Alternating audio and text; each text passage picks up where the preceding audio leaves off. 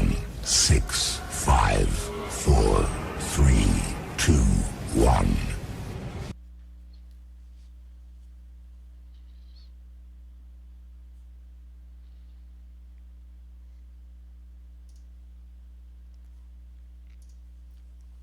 Welcome back, ladies and gentlemen. It's the NAHU crew. Well, two-thirds of us, anyways. Mike Prebozy and myself, Rod Elms Jr.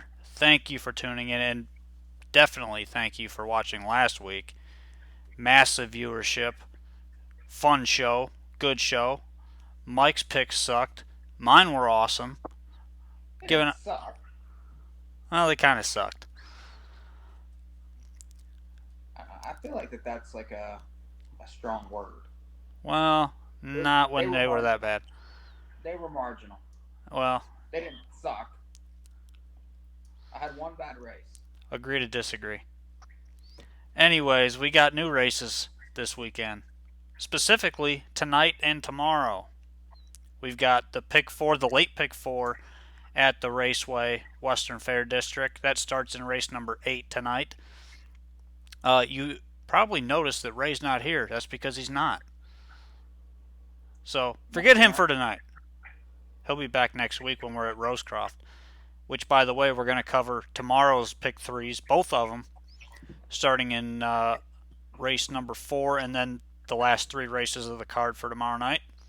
And then we're going back to the Meadowlands for tonight. That'll probably be second, actually, because it comes in order. So we got the late pick 4 at London, the late pick 4, the only pick 4 at the Meadowlands. We keep saying the late pick 4 at the Meadowlands because there used to be another pick 4, but now there's not. So, the pick 4 at the Meadowlands, $50,000 guarantee there, $5,000 guarantee at the Raceway. Pick 3 action. But back to last week, Mike, this was our second show that we've done up there at Woodbine Mohawk Park, and it was an absolutely great time. Big crowd showed up, even with the crappy weather, and we even got some good action with um, involvement from fans that didn't know who we were. Yeah, I mean, I love that place. It's they treat us perfect. They set us up perfect. The racing was excellent the entire weekend. We had a lot of good responses from a lot of the guys that were in the VIP area.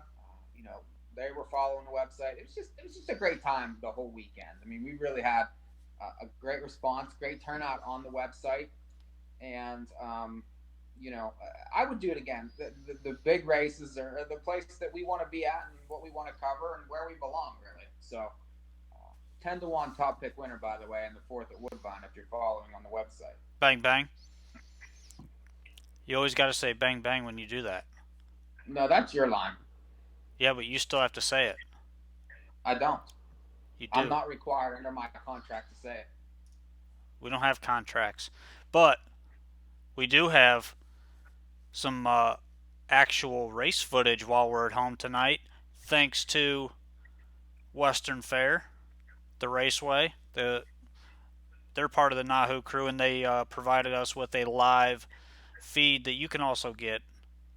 It's not going to be any less latency, which actually, if you're watching on an ADW, you're not watching this feed because this feed is actually a second faster than the one you're going to get on the ADW, Hmm.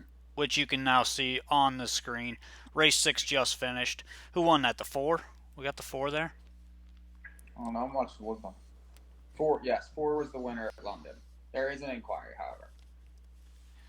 Presently an inquiry. By the way, hope you guys like the new look. We got a new look tonight. In case this is your first time watching, this is North American Harness Update. And we've got a lot of time before this pick 4 starts over at London. That was race 6. Race 8 starts the late pick 4. Uh, but we're going to tell you a little bit about Tell me, yeah, tell me a little bit like what was your highlights from last weekend besides the fact that we were set up nice and what about for the racing? Like what was your highlights for the racing? the racing. Bold Eagle just toyed with them. I Yeah, mean, that was mine too. Mine for sure. I mean, yeah, he was uber impressive, and those, we expected a decent performance out of him, but nothing like what he actually did. I mean, you and I were sitting there watching the race while Ray was calling it, and when he pulled first over, he kind of sat out there, and then Sears gave him his head just a little bit, and he was still going 3/4 speed and going right by everybody. It was incredible. yeah, that was really. And you got what 9 to 5? I mean, really, I Yeah, thought he'd have been 1 to 5. To be, I really did. I expected him to be way lower on the board. So he was really good. I thought Manchego was unbelievable. yeah, she's just Um, sickening good right now. yeah, I mean, that was probably one of the best races of her life. Really, I mean, she's done a lot, but for her to kick away like she did, I mean, I thought that was really good. There was a lot of good races though. I really didn't see American History winning, but you like that horse. That horse got a perfect drive, a perfect trip. So that was one of the highlights too. Like even though I didn't have the horse, I thought that was really, probably the drive of the weekend.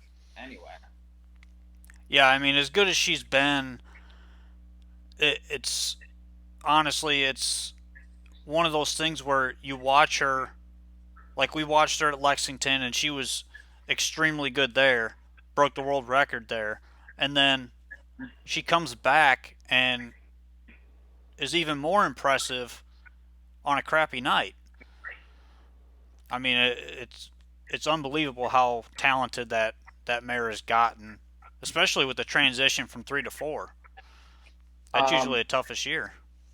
and then of course there was the green shoe debacle. So Which, by the what way, can you I say about I that? I had Gimpanzee there. Yeah, I mean, I didn't mind him either. I didn't put him on top necessarily, but he was driven perfect, and that's what needs to happen when you have a horse that's 1 to 5 or something. You know, he was in the wrong spot. Jim Pansy was in the right spot, and that's what happened. Yep. So, I mean, But moving forward, there's really one big week left of stakes action. We've got the Kindergarten Classic finals coming up at the Meadowlands, mm-hmm. but we've also got the Potomac Pace at Rosecroft next Sunday night, which the NAHU crew has been invited to do live show with. We will And be that'll be on awesome. air Yeah. So next I'm Sunday. sort of like 50-50 to make it, but I'm gonna do my best. We'll see. And Ray, Rod will definitely be there. Ray will definitely be there. I'm sure that our friend Russ will be there at some point. yep, the Hanover Hustler will be there with us as well. And we're going to be on air all night with Pete Medhurst. As far as I know, we're still finalizing plans. If you don't know Pete, Pete is the Navy football announcer. So if you ever watch a Navy football game on TV, that's Pete's voice. He's also the announcer at Rosecroft. And he also does all kinds of other sports. Like Pete's like announcer galore. He can do anything. But for tonight, we're gonna go on. We've got looks like they're gonna be coming out to post parade as soon as this replay's done at Western Fair for race number 7. So we're gonna jump into the pick 4 over there at the Raceway. $5,000 guaranteed pool, and it starts in race number 8.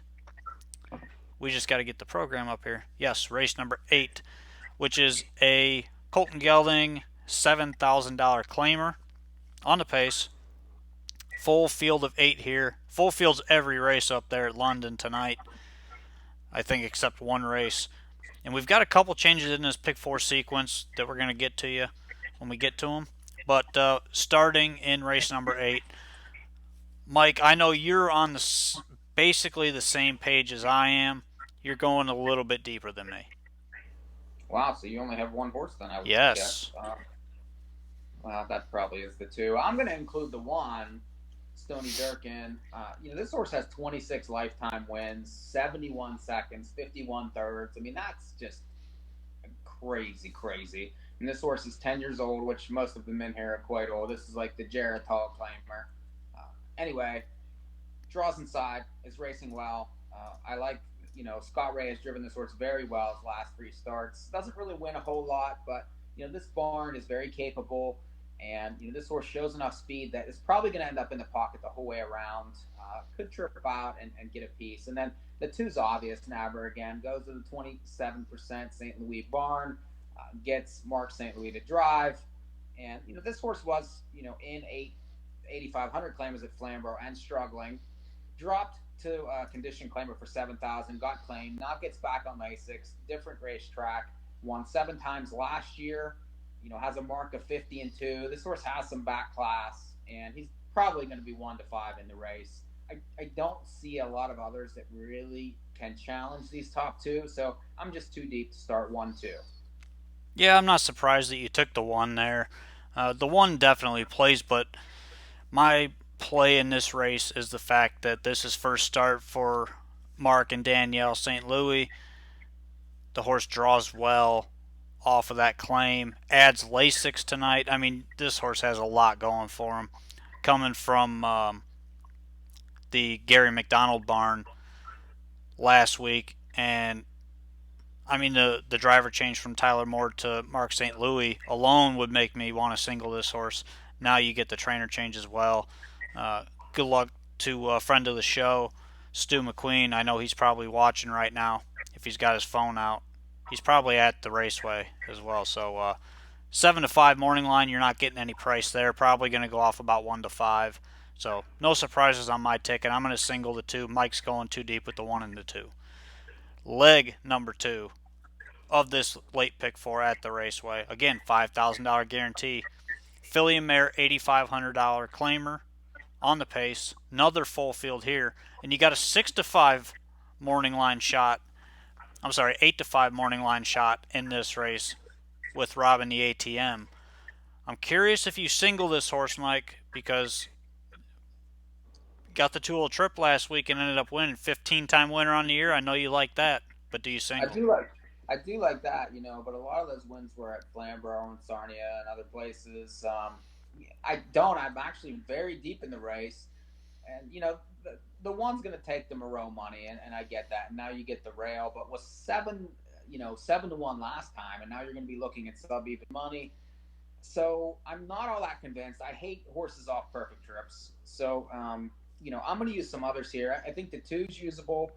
Dana Salam, 7-hole last time, rallied to be beaten less than 3 against these similar types. Now moves inside. Coulter Sticks, has been right there every week whenever the horse draws well. A little bit cheap, but, I think usable off a trip. The 3, Kahlua Morning's another one. Went down the road last time on the 25th of October, 11-time winning this year. This is a horse that could press and probably end up on the front here. And could like 2 back had a tough trip, really no chance. 3 back was against the racetrack, so this horse is a definite use. The 5, Friends to the End. This horse finds a way sometimes. 3 wins last year, 3 wins this year. Usually is a price, and got back to London last time and really had a tough trip. Really had no chance. Was bet into those horses. Was sub 3-1. I think that you're going to get a reverse now, and you're probably going to get 7, 8, 9, 10-1 on this horse. And then I think he's usable, just needs to be a little closer and in range. And then the 8, Bad Nightmare, a ton of class on this one, made almost 300,000. Just missed last time to the favorite. The roles are going to be a little reversed here with the posts, but 6 times wins this year. 27 lifetime wins. Another one with a chance. 1, 2, 3, 5, 8. We're very similar here. I'm not as deep as you once again, but I'm 4 deep here, taking half of them. The 1, Robin the ATM, 15-time winner. He's won 21 times in the last 22 months. So it's hard not to have him on the ticket.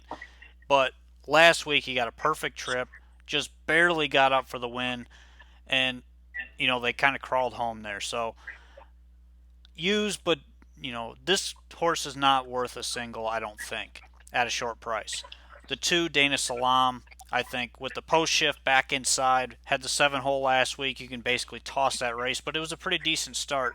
Coulter stays on the drive, and the 2 times that this horse drew inside did not get a good trip 2 of the last 3 starts. So, this horse has excuses up and down the lines. First over, three back, had to go three deep down the backside out of a blind switch, two back, and then the outside post last week. So I think this is probably a really good price play to have on your ticket, especially because they're going to bet the one and they're going to bet the three Kahlua Morning, who I'm also using, 11-time winner this year.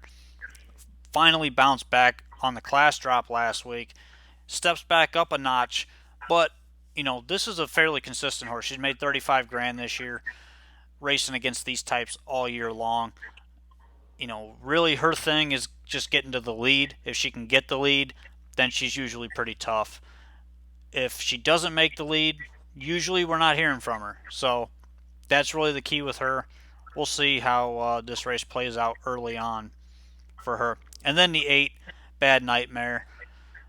Nice, classy mare. I mean, she's made over $250,000. She's razor sharp right now. Been claimed 2 of the last 5 weeks. I can't really fault this horse, especially coming off a second place finish on the lead.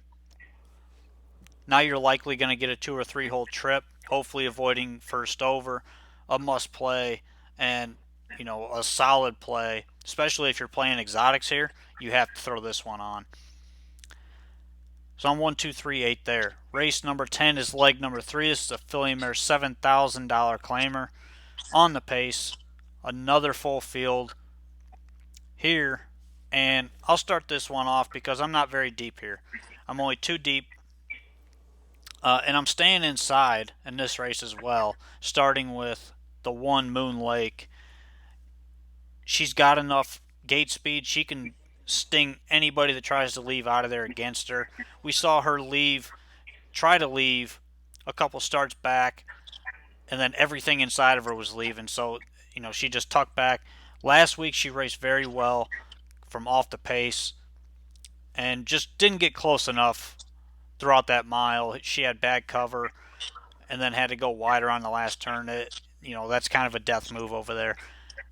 But she's going to be on the lead most likely in this race. If not, she'll be in the 2 hole and likely trying to retake. I think she's going to be tough, but I'm going to use one other one with the 2, Queen of Hearts.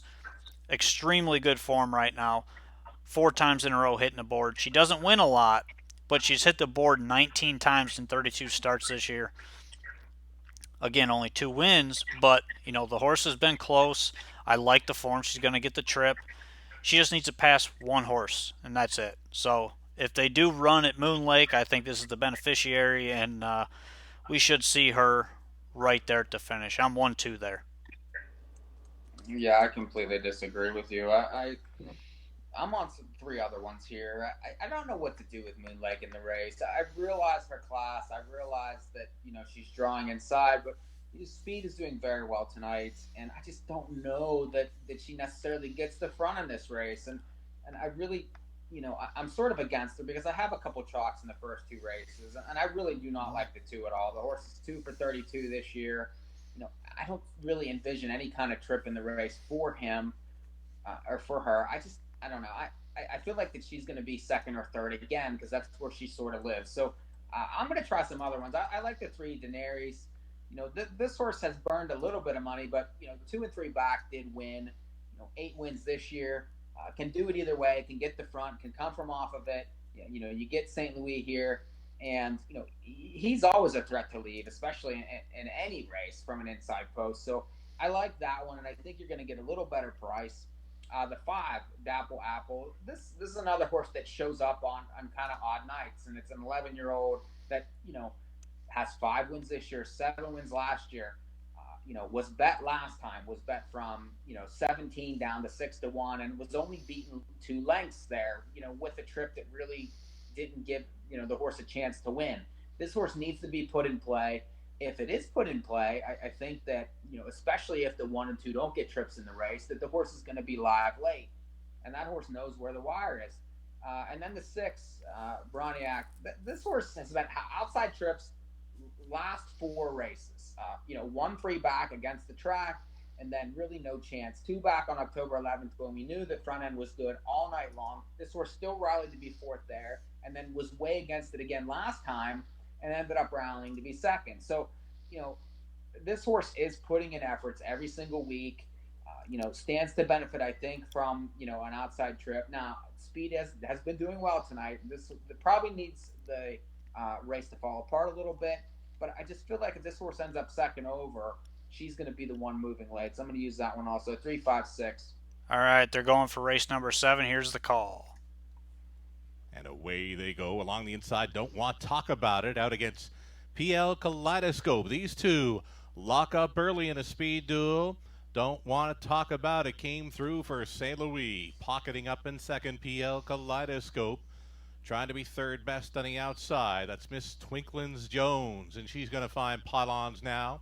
Racing from fourth, we've got L'Argent Lucy. Then we go back to Lily's Penelope. Next to last was Dolly Dolly, and the trailer being Return to Style. Opening quarter mile leader, don't want to talk about it. She was there in 28 and 3, and she's tugging hard on St. Louis. PL Kaleidoscope for second best. Miss Twinklins Jones continues to be third. There's a move off the back end. It's going to be Lily's Penelope to pull first up here for Colin Kelly.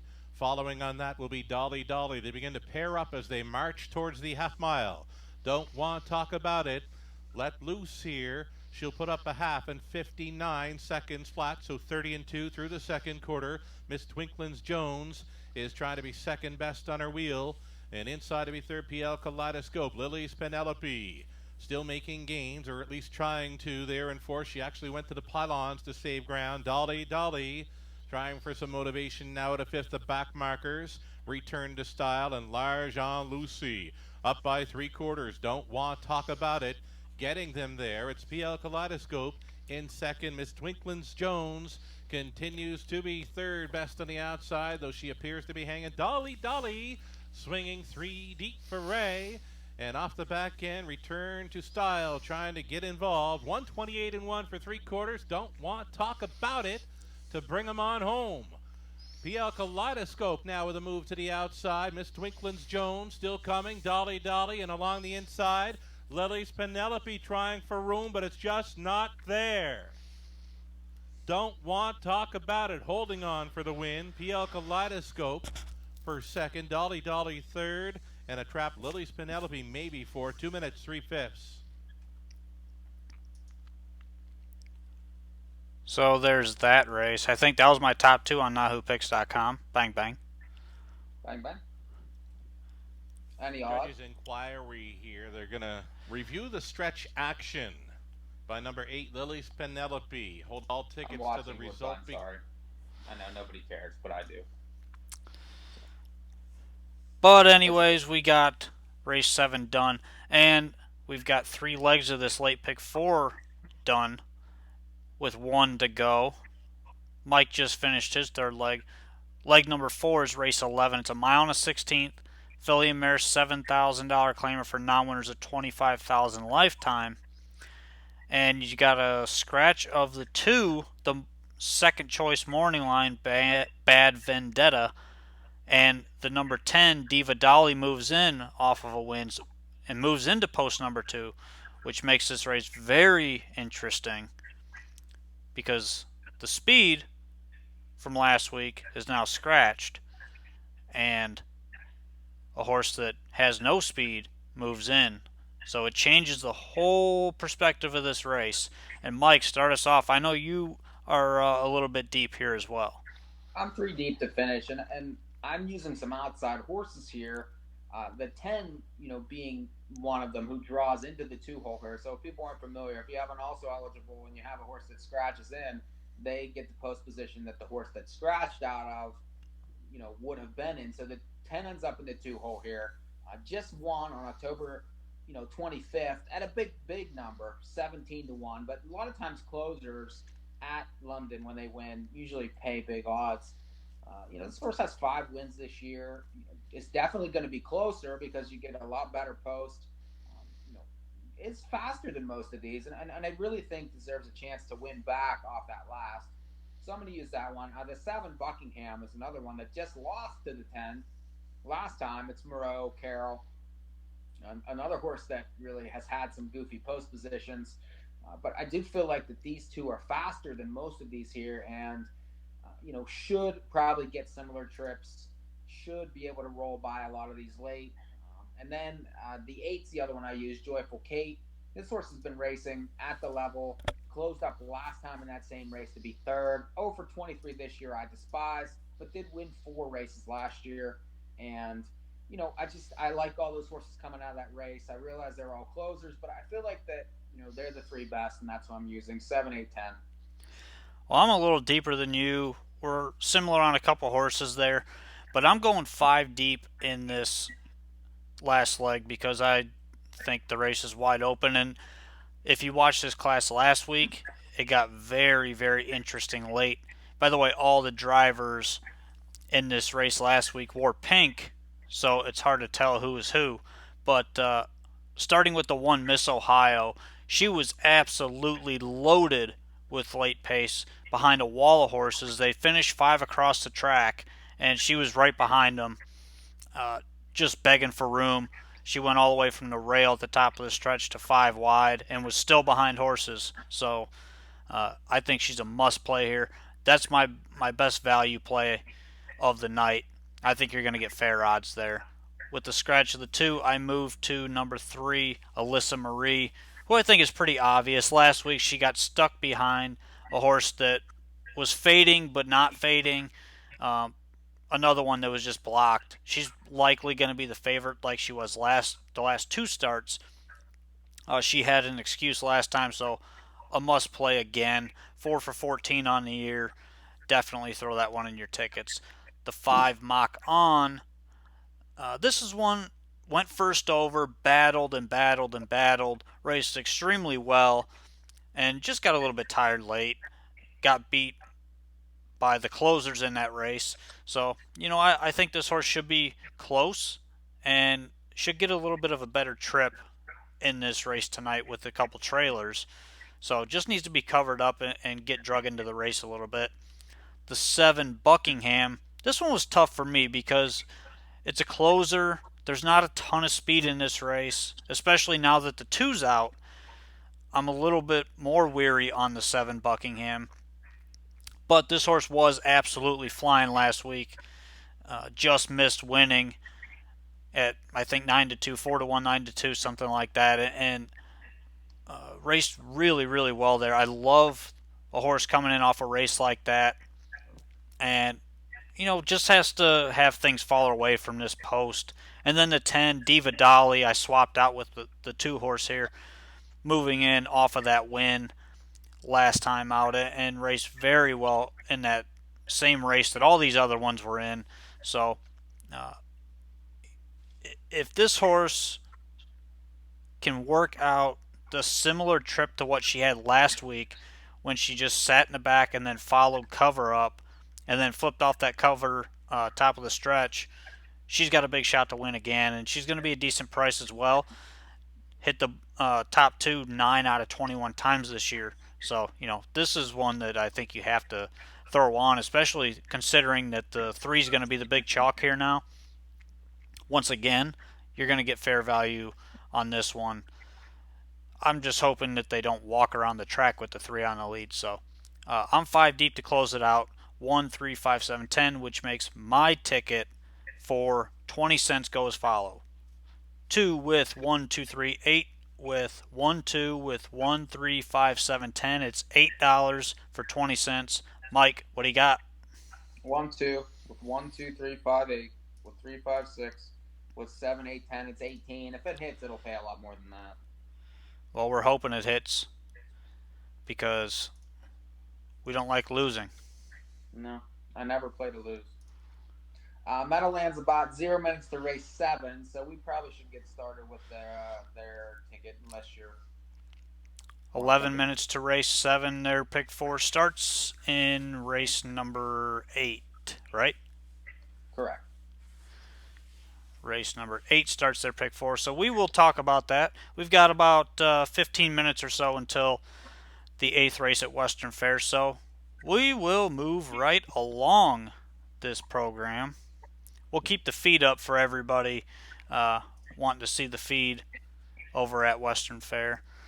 But we're going to talk about the Meadowlands pick 4 for tonight.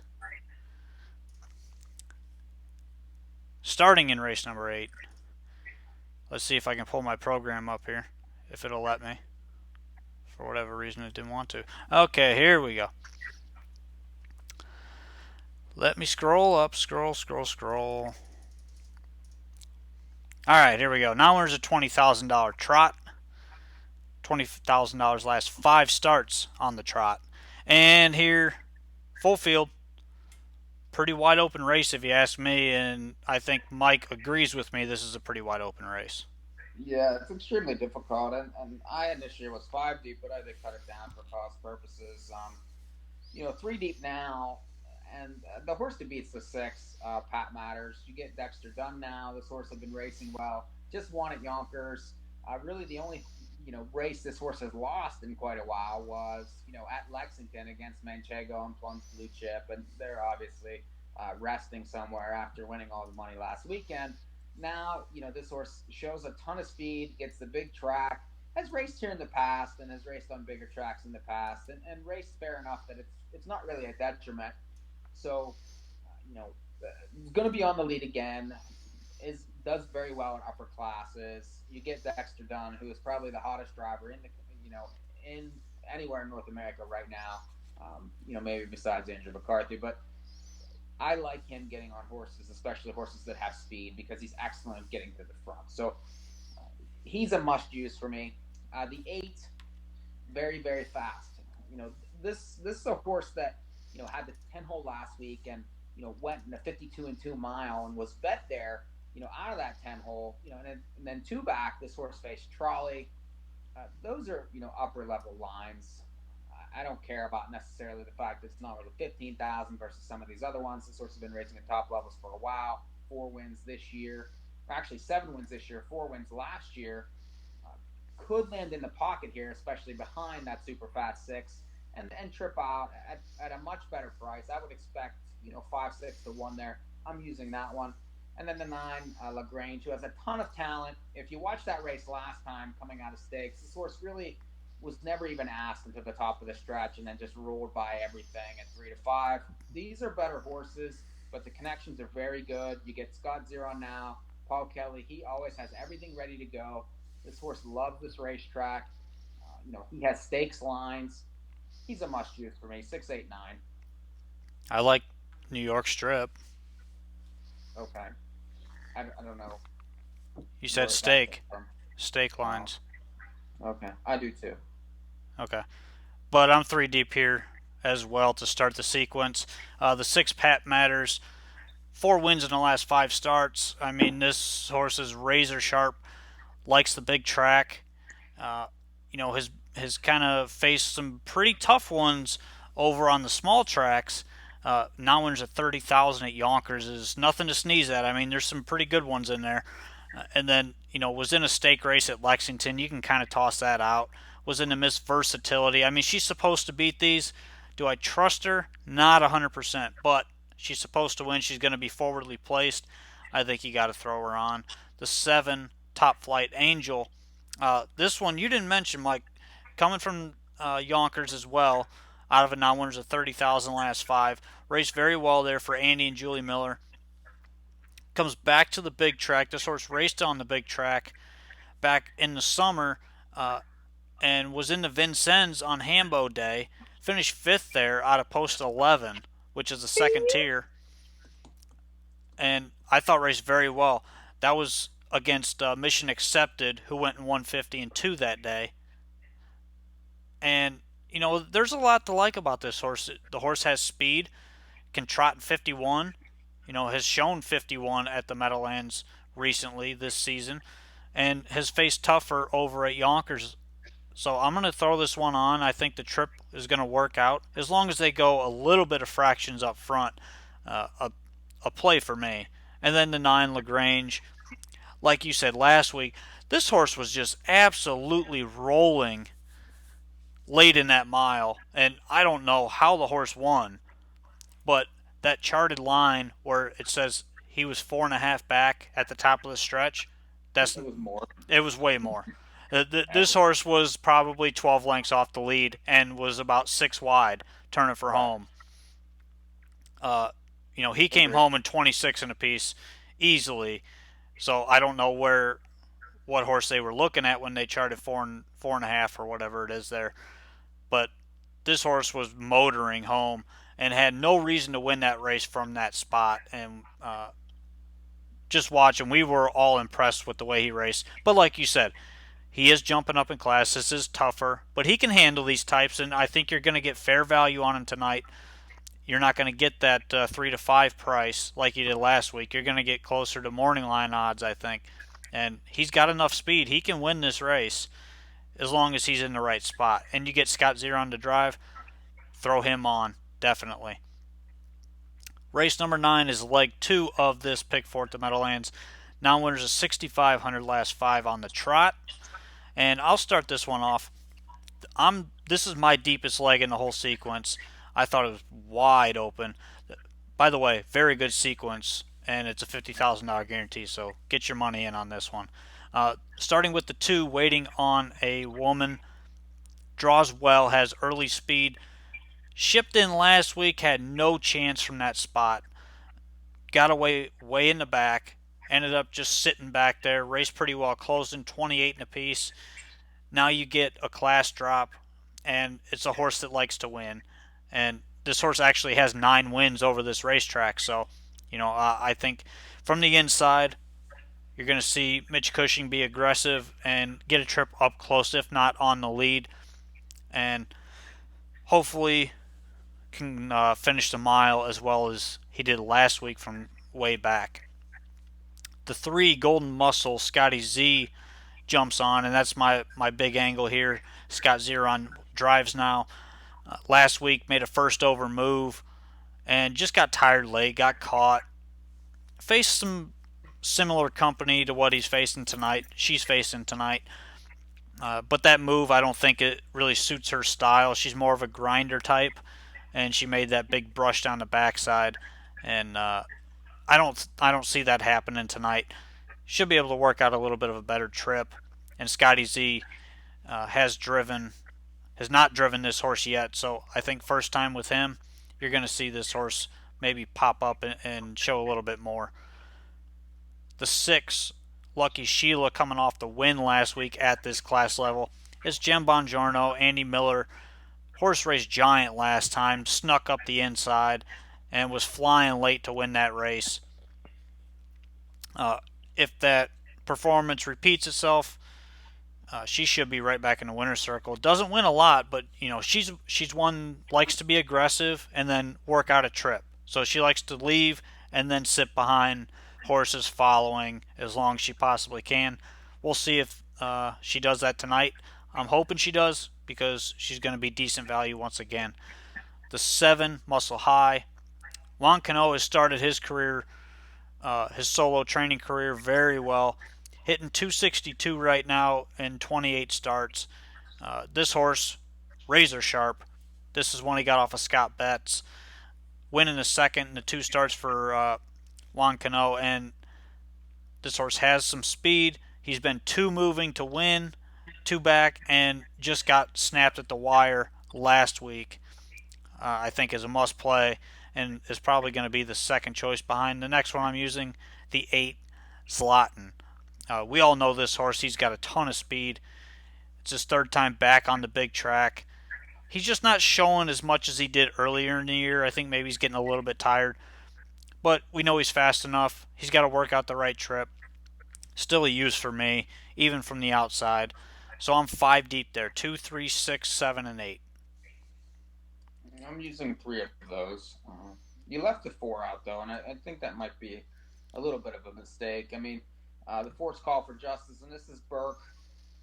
And this is a second time start for Burke. Was bet the 2-1 last time and was out the entire mile and ended up being last in there. But I'm willing to forgive that. 7 wins last year, 5 this year. Better post now, and Pat Barry sticks. And this horse fits in this class. Has made almost $600,000. So I feel like that Burke could have this one figured out. Was racing in opens at Hawthorne not very long ago, and won for almost a 12,000 last 5 here back in July. So this horse definitely fits this level and is a must use for me. I agree on the 6, Lucky Sheila. I had been using this horse many times the last few starts. Finally, got a trip and won off the driver's switch last time. Joe Bongiorno was just up winning the, one of the Breeders' Crown races last weekend. So I don't think he minded necessarily missing this horse, but this horse is good enough. Usually more shares than wins, but hard to leave off just because of her speed and the fact that she's just racing well right now, and some of these aren't. So I'll use that one. The 7 Muscle High, I agree with that one. The last 2 races coming up the ladder has raced very well. Just missed last time before Dreamer, who's a very classy horse. Only 1 for 23 this year, but the last 2 races are by far the best. Marcus Sticks, I think if he times this horse's move just a little bit better, can win the money here. And then, of course, the 8 Latin, who has more class than most of these, has sort of been racing evenly, but is capable, I think, at this level, especially because he has early speed. So 4, 6, 7, 8.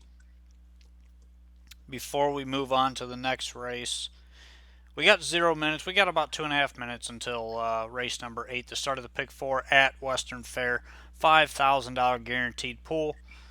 And if you missed our tickets earlier in the show, we'll give them to you once again here.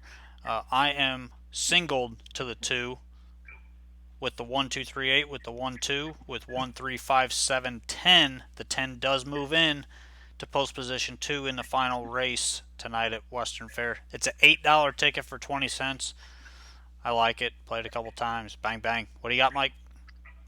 Mine's a little more. It's 18. It's the 1 and 2 in the first race. The 1, 2, 3, 5, and 8 in the second race. 3, 5, 6, and then 7, 8, 10 to finish. It's 18 for 20 cents.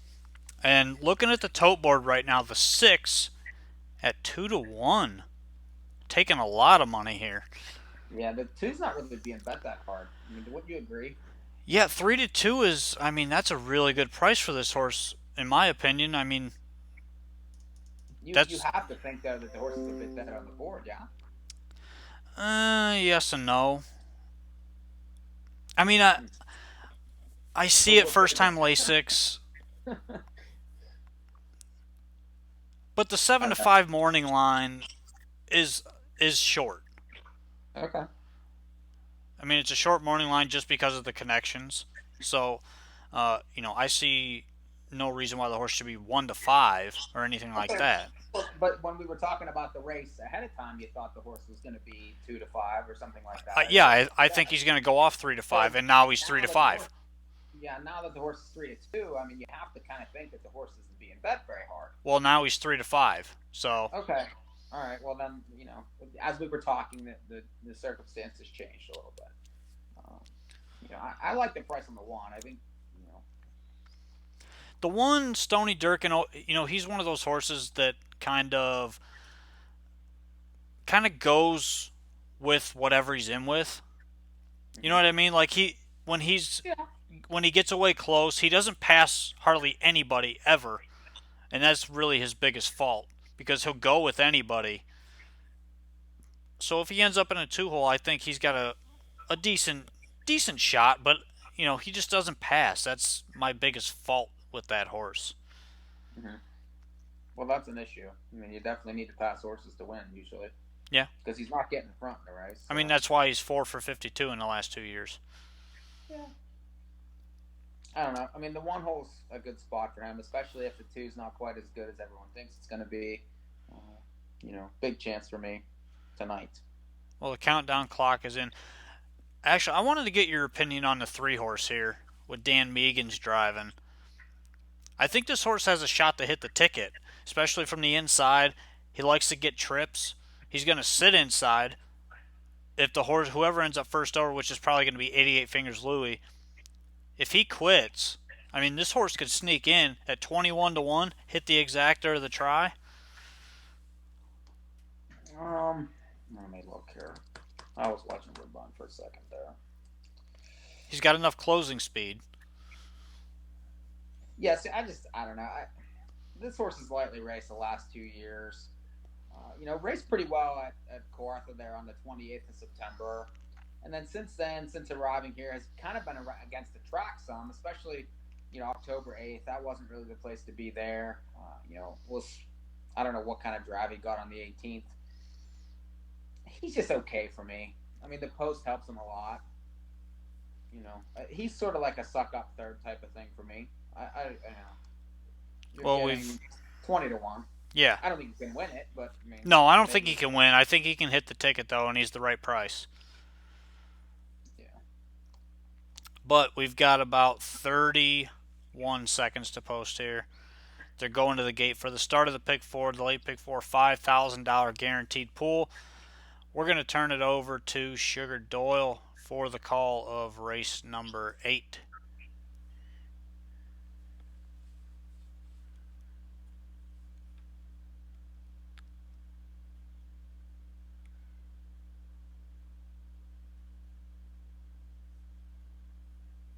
Maybe. Soon, I hope. Maybe Sugar took a bathroom break. Here we go. Starters in Nope. behind the gate for race 8. Opening leg of our late pick 4. Stony Durkin, Nabber again, Cam Mythical, then 88 Fingers Louie. Too Much to Be Said, Dan Zigboon. Fight Your Obsession trailing out If It Rains. A 16th out. Here they come.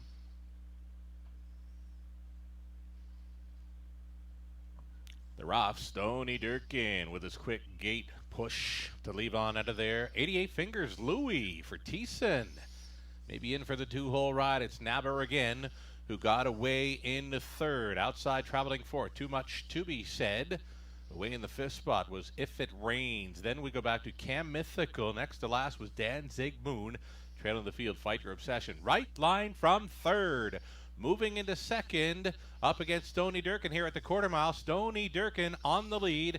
Here comes Nabber again, up and after him here. These two dueling into turn number 2 after the quarter mile of 28 and 4. Stony Durkin is on top, second best. Nabber again is backed off. 88 Fingers Louie couldn't keep the whole field. Now finds himself traveling in 3rd. Too Much to Be Said is 4th. 5th is If It Rains. Peeking to the outside in 6th was Chem Mythical. Flushed out by Dan Zigboon, the trailer Fight Your Obsession. Stony Durkin brings them on by the half at 58 and 3. Nabber again, he's back out for more. Saving ground, 88 Fingers Louie, second over now into 4th. Too Much to Be Said, chased along from 5th. If It Rains, Chem Mythical trying to get involved at a 6th. Dan Zigboon at 2-1 is still 7th. 8th and trailing Fight Your Obsession. Up by 3/4. How about Stony Durkin bearing out?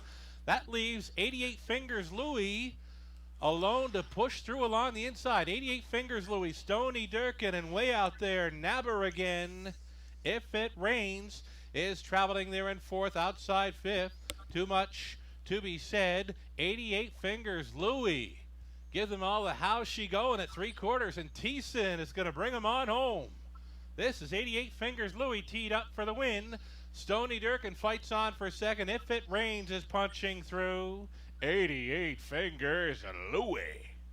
If It Rains 2nd. Stony Durkin 3rd. Nabber again 4th. 158 and 2. So why exactly did the one get off the rail there?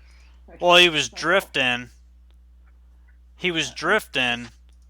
But you're like, one of the unwritten rules there is you don't go up the inside of the leader. Well, apparently nobody told the 4. Well, that's why the guy doesn't drive horses, like, other than his own. He just won. I know that. That was a good move.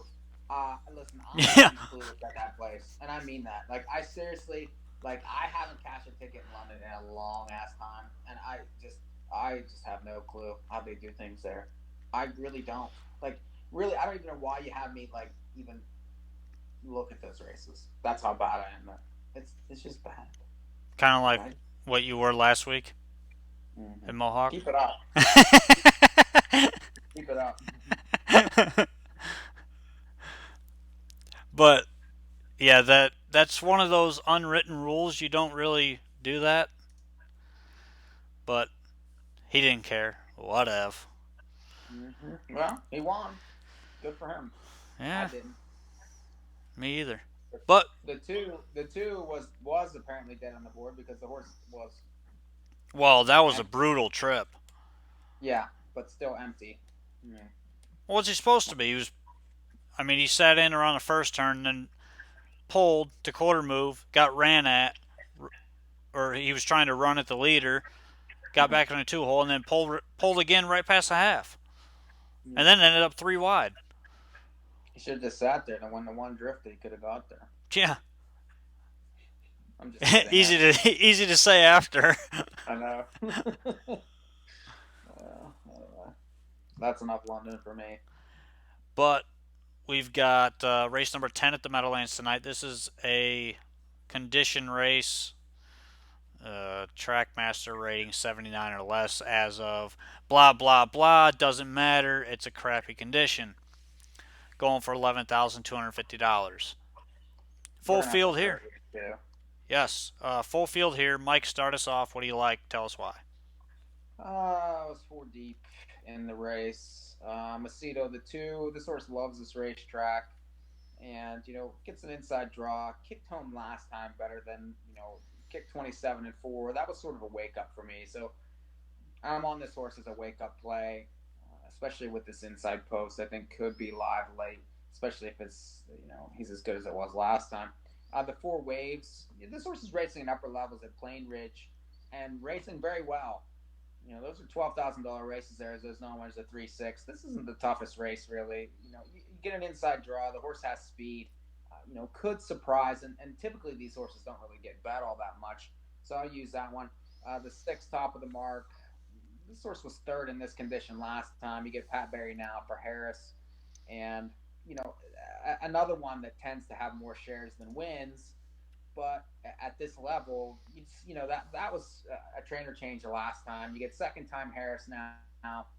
The horse didn't race that bad actually first time here, so I'll give it another chance. And then the 7 always a dime. Really, this is just a big driver change, a post change. You get Dexter done. You get a better post in the 10. Another horse second time over the track. 5 wins this year. 2, 4, 6, 7. We're a little bit different here. The 4 waves. One that I think you got to use on the ship from Plain Ridge. This horse is racing very well recently. First over last time, just barely missed winning that race. 1, 2 back, and has been in really good form for the majority of the last 3 months, basically. I think you got to throw this one on the ticket. You're going to get fair value, probably something around morning line odds. Use. The 6, top of the mark. Like you said, second time for Andrew Harris here. Raced pretty well last time. Mitch Cushing chose off for the 4, so that's another reason to use the 4. But Pat Barry jumps on. Second time Andrew Harris. We got a minute. All right. Just telling you. Okay. And then the other one that I'm going to throw on in this race is the 9 winning Lyric off a win. Has won 2 of the last 3. Outside post kind of sucks, but I'll still use. And then leg number 4 is non-winners of 10,000, last 5 on the trot. This race I think is a 2-horse race. In my opinion, the 5, the last chapter coming off the layoff. Really good qualifier, good enough to beat this field. And then the 6, Credit Fraud, off a win last time for Eric Abatello and Redman Stable. This horse, 5 starts this year, 2 wins, 3rd back off the layoff. You have to use this horse. You're going to get great value. 5-6 for me there. Mike, what do you got? I almost keep the 5, but I sort of decided against it. I do like that one, though. Upper level, decent qualifier. The trainer's 40% off the layoff. The 8 say you do, I'm going to use just because the horse is sharp. Really broke last time at 3 to 5. Racing well at Pocono and, has a 51 or 4 mark here. And then I'm going to use the 9 Magic MVP on the driver switch. You get Dexter done. Was racing in outside post at Yonkers. And it's a trainer change also. You're going to get a price 5, 8, 9 to finish, and they're going. They are going. So if you followed it, you can catch our tickets. I'm sure that Rod had them posted on it. Yes. They're getting ready to go here. Hopefully you can hear it.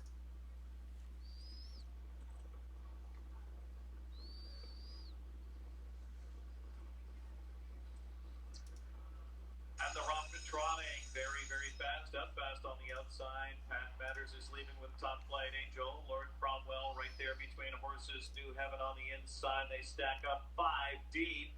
Henderson Sealster cuts the corner, now 5th. So very, very fast. 6th on the outside. Then it's Mugshot Jess and Cadabra Queen. The trailers are LaGrange and Miss La Rose. Opening quarter for New Heaven and Eric Gabatello is 27-1. New Heaven, not for long. Here comes Pat Matters and Dexter Dunn. A quick sweep to the front. Lauren Cromwell is tracking 3rd and right on the helmet there. Top Flight Angel wrangled back to 4th. Henderson Sealster underway from 5th now, followed by very, very fast 6th near the half. Then it's Mugshot Jess on the inside with Cadabra Queen, LaGrange, and Miss La Rose. At the half, it's Pat Matters in front now, full control, 55-1, 28 second. Second quarter, Pat Matters on to the far turn, New Heaven 2nd. It's Lauren Cromwell 3rd, and Top Flight Angel 4th. Henderson Sealster just floating on the outside 5th, clogging very, very fast, no racing room. Stuck behind that clogger is Cadabra Queen, forced 3 deep from the back with LaGrange, and then Mugshot Jess, and nothing from Miss La Rose so far. At 3/4, Pat Matters stopped by New Heaven, and Top Flight Angel 3rd, 123 and 3. End of the stretch. Pat Matters in front by 2.5, 3 under minimal urging. New Heaven is full out. Lauren Cromwell shakes loose late, and Top Flight Angel in deep stretch. Pat Matters, late move from Lauren Cromwell. Pat Matters almost there. Pat Matters, then Lauren Cromwell. New Heaven and Top Flight Angel, 152 and 2. 152 and 2. The 6, the favorite, even money. The 5 was 2nd, 1 was 3rd. In race 8. Well, So there we Chalk go. delivered there. Chalk does deliver. I mean, they let him walk. You know, it is what it is. I mean, he's he's the best horse in there. He's probably supposed to win that, but the 8 never really looked comfortable in the race. Was basically doubled up the entire way. There was really nothing from any of the outside speed horses. The 5 raced really well, actually. But, it is what it is. You start with even money there. Yeah, that's all right, Still though. alive, Yeah, we're Still live. alive. Yeah. You can't ask for anything else. So it's 10 o'clock. Now might not be a bad time to, because we're in between a few races here to watch race video and take a breath. I agree. As I look for something, but never mind on that. We are going to be back right after this creepy message from Ray Catolo.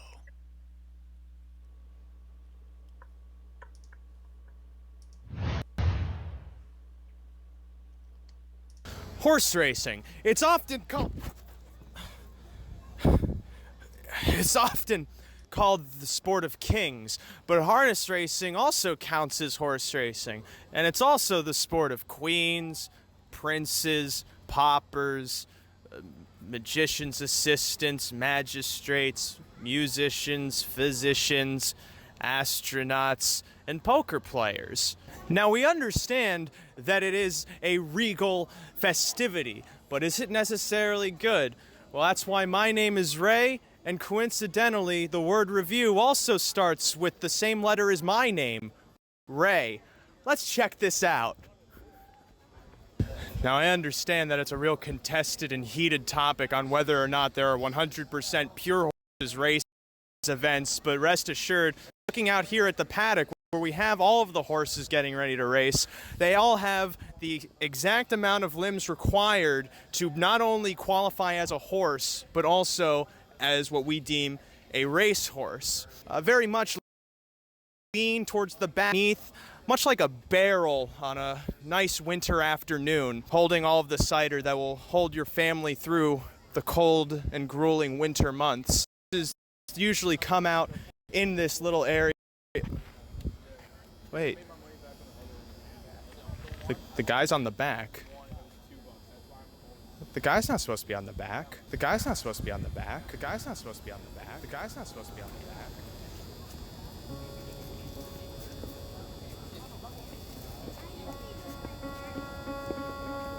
This can't be right. I mean, sometimes there are people on the backs. Do I not know the difference between harness and the run? Oh, when Mark McKelvey sees this, he's gonna beat me up. I'll never take over for Carson Daly if I can't even do this right. If you come careful, because you'll leave pregnant. Yeah, I will. Their gate doesn't move. So then how does the race start? Like that? Oh no. Does this mean there weren't WMDs in Iraq? What am I even doing here? No, this isn't an ad for Powerade. Stupid, stupid, stupid, stupid. When it says buy one, get one, do I really get the other for free? I wonder if my application at Toys R Us went through.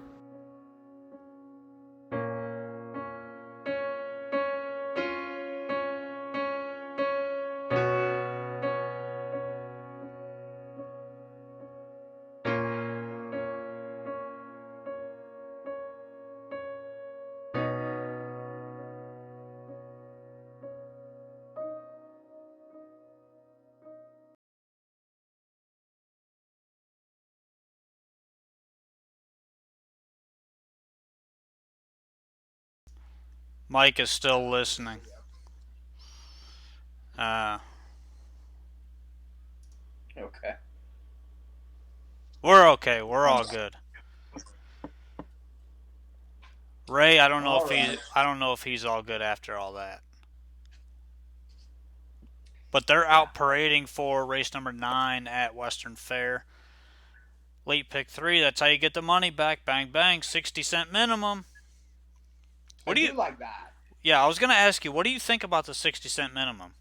Yeah, I think that's good. I wish it was $1 minimum personally, but at least it's better than 20 cents, and it's improved the payoff significantly. So I don't know about the handle necessarily, but I hope it's improved the handle. I do think that we need higher minimums for some of these bets, especially pick 3s. Especially, it should be $1 minimum. Period. No 20-cent pick 3 ever. No 20-cent try ever. $1 try. $1 pick 3. My opinion. You know, you want to have the lower bets for the super? Fine. I'm good with that. I'm fine with that. It's a whole different thing. You know, you still get those supers that pay those giant prices, but it's tough to hit. Like even in the Breeders' Cup today, you know, you're getting 50-cent tries with 3 30-to-1 shots paying $2,000. That should pay 10,000 easy, and it pays 2. I don't know. It's mind blowing. It's mind blowing. Yeah, it is. Well, I didn't. What? I didn't want to do that. Do what? Start a new group. Oh no. Are you failing us?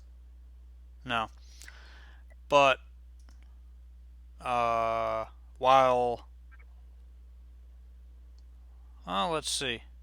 Hopefully it works. But this is Rod having a mini stroke. Enjoy. no, I'm good. See, You transition. Okay. You transition from what? Stroke to what? Nothing. Death. Well, at least the shades are back on. The shades are always on. They weren't on earlier. Yeah, they were. You took them off. Have you been watching the feed? I've been watching you on Hangouts. You had them off for a little while. Not on the show. Oh, okay. What do I know? I don't know, but I do know that Russ Adams is going to be joining us here very soon. Ideally. And we're going to talk about Rosecroft. Okay. We've got all kinds of action over at Rosecroft. Rosecroft will do good numbers tomorrow because of the Breeders' Cup. Yes, that's why they're racing tomorrow. Special card tomorrow night. Some of these tracks don't race on those days. That's a mistake. You got to get on.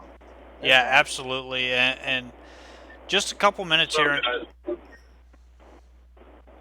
Russ. Well, this is what you call mobile time with the Hustler.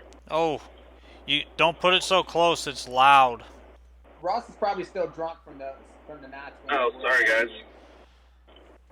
Yeah, well, I'm not home yet. I'm on my way home from the football game, but I just was looking for the link for the show. All my notes are still at the house, so I would have to come. Probably another 20 minutes. All right, well, get your butt home and get on. We'll toss some ponies. How about that? That sounds good to me. Yeah, just send me the link. Don't call me. I mean, that's fine. I mean, I didn't expect you guys to call me like that. Oh, I didn't know it was even calling you. I had no idea. But I answered it just because for the spirit of the team, so. All right, well, you can leave it on and just hit mute because you're it sounds like you're in a on a beach. Well, because it's in my car stereo. That's why. Oh. Yeah, the Hustler went top dollar now, so. But it still sounds like you know what. So, yeah, just call me back. Just call me back in like a half hour. All right. Got it. All right. Have fun with your show, guys. See you guys. Bye. Bye. Hanover Hustler. He's going to be joining us here soon when he gets back home. What was that like from your mouth to God's ears that you just called him? No, that's what I was doing. Oh, you were adding him to the call. Yeah. I see. So that's what happened, and that's why he jumped on. Yeah. Now I'm figuring it out now. It's all making sense to me. But we've got about a minute 45 here for race number 9 at Western Fair. We got an even money favorite right now in the 1. Good price on the deuce here, 9-1. This horse could get a setup. Yeah, it's fair. You know, the price on the 2 is fair, 9-1. I'd take that. Five's being bet. 5-1 in the race. Yeah, but she always kind of sits right around those odds like every single week. Especially at London. At London, anyway, she does. Because she does like London, I'll give her that. I just think this race is a little bit different than what she faced earlier in the season in London. But she plays. She plays for sure. There's no murderers in here by any No. means. And how about the 8 at 7-1 right now? Yeah, that's pretty high for that horse. And Kahlua Morning at 4-1. I mean, the 1's way over bet here. We expected this. I mean, this is Moreau money for sure. But I mean, price. I would maybe try to get this horse completely out of the ticket. If you're playing pick threes, just pitch the 1 and use the 2, 3, 5, and 8. I would say the 2, 3, and 8. But if you're pitching the 1, then use the 5. Yeah. I mean, if you want to start pick threes with 3 to 5 shots, be my guest. That's not really my style. So, if that's the case, I'm just not going to play. Are members only jackets your style? No. Wait till I see you again. Because I definitely owe you a few after this. Just because Ray ain't here, you just come after me. You know, good luck with that. Here's race number 9 at the Raceway. Race number 9 to start up a late pick 3. Robin the ATM, Dana Salam, then Kahlua Morning, So Long Sugar in the center, Friends to the End, Ginger, Play with Passion, One Trailer, Bad Nightmare. A 16th out, and here they come. Racing. Robin the ATM, in between horses. Kahlua Morning, wide side for Ginger. Up on the outside, it's Kahlua Morning trying to clear against Robin the ATM, though she drove on. Robin the ATM on top by a length and a carol. It's Kahlua Morning dropping in the second. Dana Salam to watch from third. Ginger to ride up close at a fourth. Bad Nightmare is traveling in fifth. That comes ahead of So Long Sugar. Friends to the End rolling next to last. The trailer was Play with Passion. Opening quarter was brisk. 20.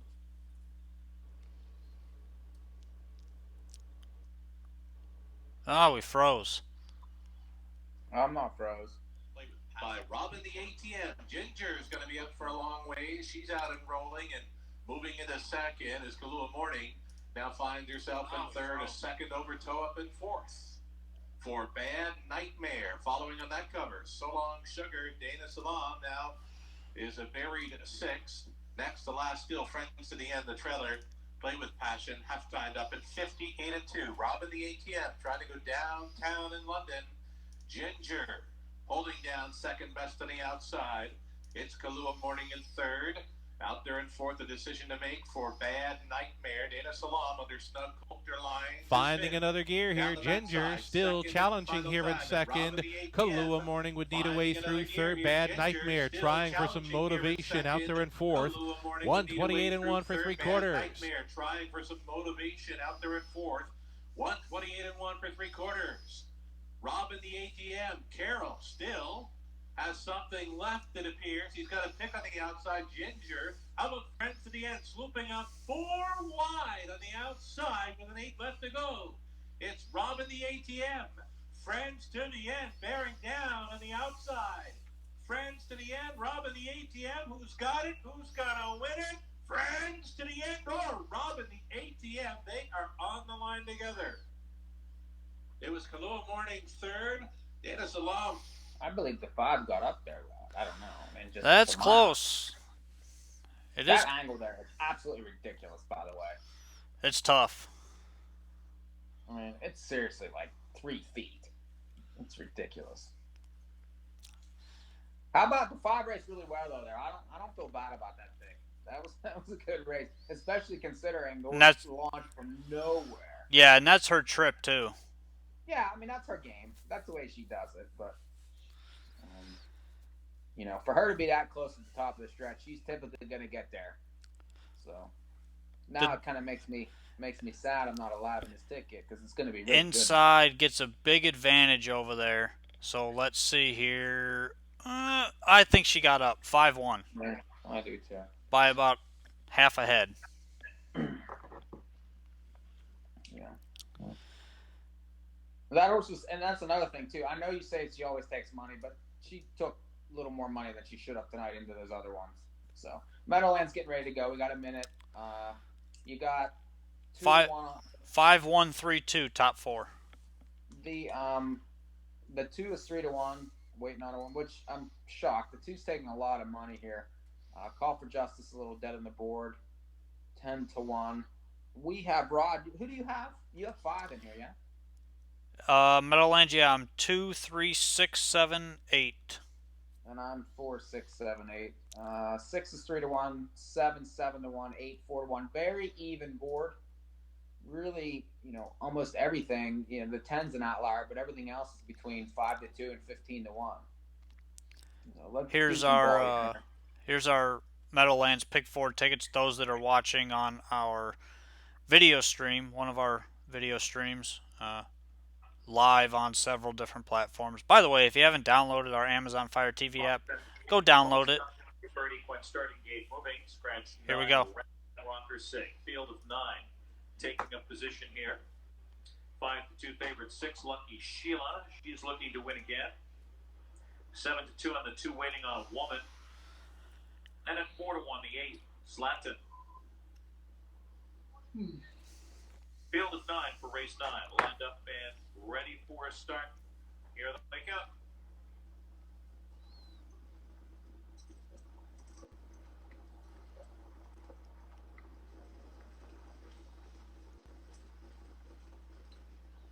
And the Rockmans are running. Lucky Sheila's on fast with Uncle Hanover. Slatzen on the outside, waiting on a Woman, showing speed on the inside. Super Manning cuts the corner of 5th around the first turn. Then it's Gold and Muscle. Call for Justice is next, and then Muscle High and Sortie Hanover. And Lucky Sheila takes the lead. Sweeps to the front and opens up by 2.5 does Lucky Sheila, looking to win again tonight with Andy Miller 27-4 to establish command here. Waiting on a woman under a tight rein there. Anxious to go on second. Supermaning trotting third. Uncle Hanover is fourth. Zlatan next in line fifth. And then it's Gold and Muscle sixth.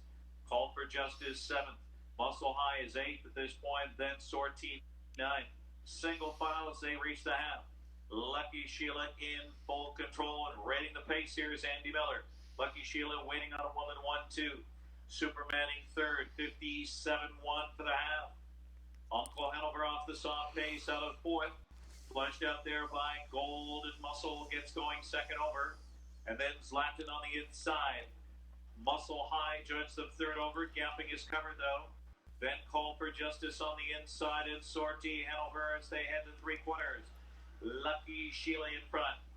Uncle Hanover on the outside first over. Waiting on a woman in the pocket spot. Gold and Muscle set to come three wide here. Supermaning looks for room. 126 for three quarters. They're in the stretch.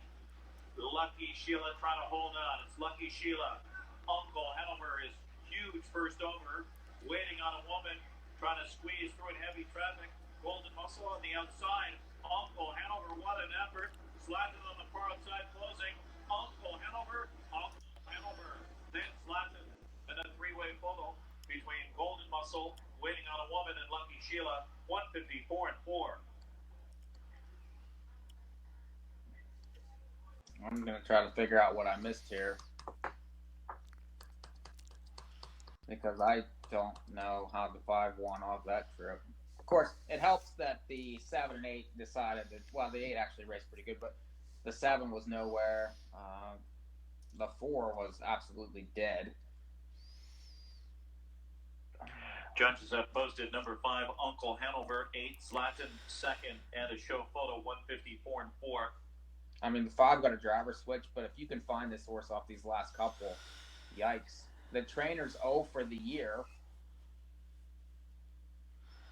I looked at this horse and I just couldn't justify using. Yeah, the trainer's 0 for the freaking year. I mean, I don't do that. And the horse is not supposed to win first up like that when the trainer's 0 for the year. So, I mean, stuff like that just has to beat me, and that's just the way it is. Yep. I mean, that's fine. I'm good with it. Racing stable. But as we wait on Russ to rejoin us, we're going to talk a little bit about next week, because next week we have the show at Rosecroft, like we mentioned earlier. And, oh, by the way, there was a disqualification over at Western Fair. Who did they disqualify? The 2 was disqualified. The 8 was placed 4th. Okay.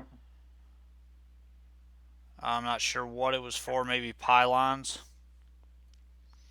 But anyways, next week at Rosecroft, next Sunday night, we are going to be live on site doing our 3 wide broadcast throughout the night, along with Pete Medhurst. The Hanover Hustler is going to be there. We're going to be going through the races, handicapping. Hopefully we get some local trainers on, some drivers, maybe some owners, get their insights into their horses that are racing next Sunday night. And we're going to try to hook you guys up with some different views as well. We will have the live feed available. We're also going to have, we're going to be down on the track apron right by the winner's circle, weather permitting. So as long as the weather's okay, we're going to be outside doing this show. It's going to be a lot of fun, especially when you got a guy like Pete Medhurst who's going to be there with us, consummate professional as far as announcers go. And he has fun with his race calls, a lot like Sugar Doyle does. I'm not sure, Mike, if you listen to some of his calls, or even when he announces post parades, He's very crafty with it, and he does it a bit differently than most people do. Yeah, I think that's going to be cool to be, to hang around everybody down there and really that's always a good night of racing. They have really nice races. They always have full fields. The handle's always very good for that night. There's a lot of people watching. It's just that's a good night to play. I think last year they handled that was their highest handle of the year, wasn't it? Oh yeah, yeah. Those are last year. What wasn't? I'm trying to think about who won it last year. It was Western Fame, wasn't it? That's what I was thinking. That was the horse I couldn't think of. It was Western Fame, yeah. But there were other good horses in the race too. So. But that's going to be next Sunday at Rosecroft. It's going to be the last 3 wide show of the year, and last week we had a massive audience for our live show, over 3,000 live viewers throughout all our platforms. We got even more downloads of our Amazon Fire TV app, which if you have a Fire Stick or a Fire TV box, just go type in NAHU Picks in your search bar, and it'll show up. Just download it. Even if you type in horse racing, it's going to show up because we're one of very few racing apps. So. And we're the only free one, so. Yeah, that doesn't hurt. No. We're accepting donations too. If anybody's interested in giving us anything, that'd be great. Food, that works. Yeah, gas, rations, whatever. I mean, we're starving. Diapers. Especially right. So. Yes. Anyways, we got about 10 or so minutes until race 10 over at Western Fair. And Rush should be coming on here in about, we'll say 7 minutes. But that's an interesting estimate. Yes, 10:30. Okay. But the win photo, Mike, I don't know if you're looking at it or not. I just showed the win photo from race number 9. It wasn't half a head. It was a nose. It was a long nose. Long nose. Not quite giraffe nose, but a little longer than a horse nose. Nose and a half. You doubted that horse though, and I did not. So you can, have a nice little sip of shut the hell up for the rest of the night. No, I'm good. I'll talk crap all night. Mm-hmm. I'm good at it. Don't use the 5, winner. Bang bang. No, I didn't say don't use the 5. Now you're making crap up. You didn't really like this horse. That's fine. Not a lot. I almost, you know what? I get one. I almost used in my pick, and then I'm like, nah, it's just a tough spot. And then it all worked out because she got drug up just enough, and then they went just quick enough. So I knew when she was bet she was going to be good. I didn't know if she'd get there, but I knew she was good. Because that's the way it goes with that woman. But race 11... You don't really have to listen to me at Western because I'm really not. Okay, well, race 11, because we didn't get changes in earlier, so the 2 is scratched in race 11. Okay. Bridle change on the 5. Mm-hmm. The 9, Brett McDonald is driving, and the 10 moves into post position 2 with the scratch. So that's race 11. So race you can 11. play the double here too. This is a good play. This is a good race to bet the double, especially since I don't like the 1 and the 2. Yes. You're going to get some decent doubles here with the 3, 5, and 6.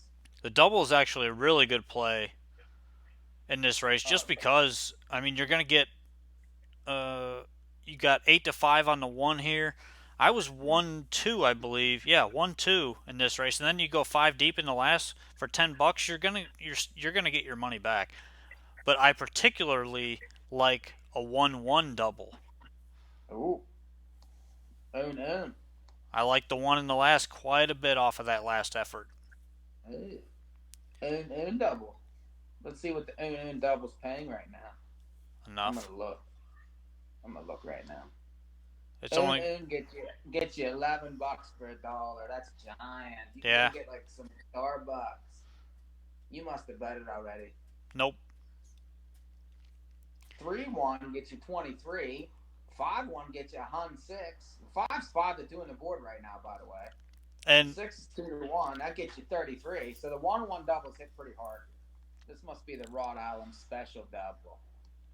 Well, I did say on NAHUPicks.com that I like the one quite a bit. So, What did the one in this race or the last race? the last race. Okay. Yeah, I sort of missed the boat there, but when I heard what you said, I knew that you know. And I'm the you only saw one that it. doesn't have the 3 in my top 3 at London in this race. Yes, lots of threes. Not A me. couple other things that's going on. You know, if you follow Woodbine, now they're adding these mile and 3/8 trot races, which have been very interesting with full fields. All their 10 holes now are in the second tier. Instead of they're going 10 across, they're going 9 across, with the 10 being in the second tier. They had 2 trailers in this race going a mile and 3/8. So they're shaking things up a little bit. You know, they're trying to get more horses. You know, more horses, bigger fields, equal more combinations, equal better wagering, equal bigger payouts. It's a fact. Your average field size goes up, your payouts go up. So I like what they're doing. I think it's good. It's good for racing. It's good for you know, Woodbine. It's good for me. Now, here's a common thing that I see here all the time because I mean, Mike, you see it firsthand. I see a lot of both sides of the industry, horseman side and racetrack side. Yeah. And I'm very familiar with both sides. So the racetrack would love to have bigger fields every race. Mm-hmm. Horsemen want 5-horse fields every race. Yeah, if you're an owner, you want to be 5-horse fields because Right. you get a check. But here's where the middle ground is. 5-horse fields don't pay for your purses. The people gambling pay for your purses. Okay? Even if you have slots, if people are not gambling on your product, a few years down the road, what happens? The legislator comes in and says, here you go. You don't have to race anymore. You can keep your slots open because the racetrack isn't bringing in any people to bet. The handle's going down, down, down. So, guess what happens? They take away racing. Hence, what's happening in Florida right now with the decoupling. This is going to happen all over the place because everyone lets it happen. Now, if you want to stop that from happening, you have to compromise with the racetracks. I know this is a concept that horsemen hate and tracks also hate. Sounds like that should be good. Yeah, which is why you're now seeing racetracks trying to get rid of the racing and keeping their slot machines going. Now, if you want to keep racing, you have to compromise. And this goes out to horsemen's groups everywhere. Just work with the racetrack. Don't do everything they say, but work with them. Mm-hmm. It helps your cause, okay?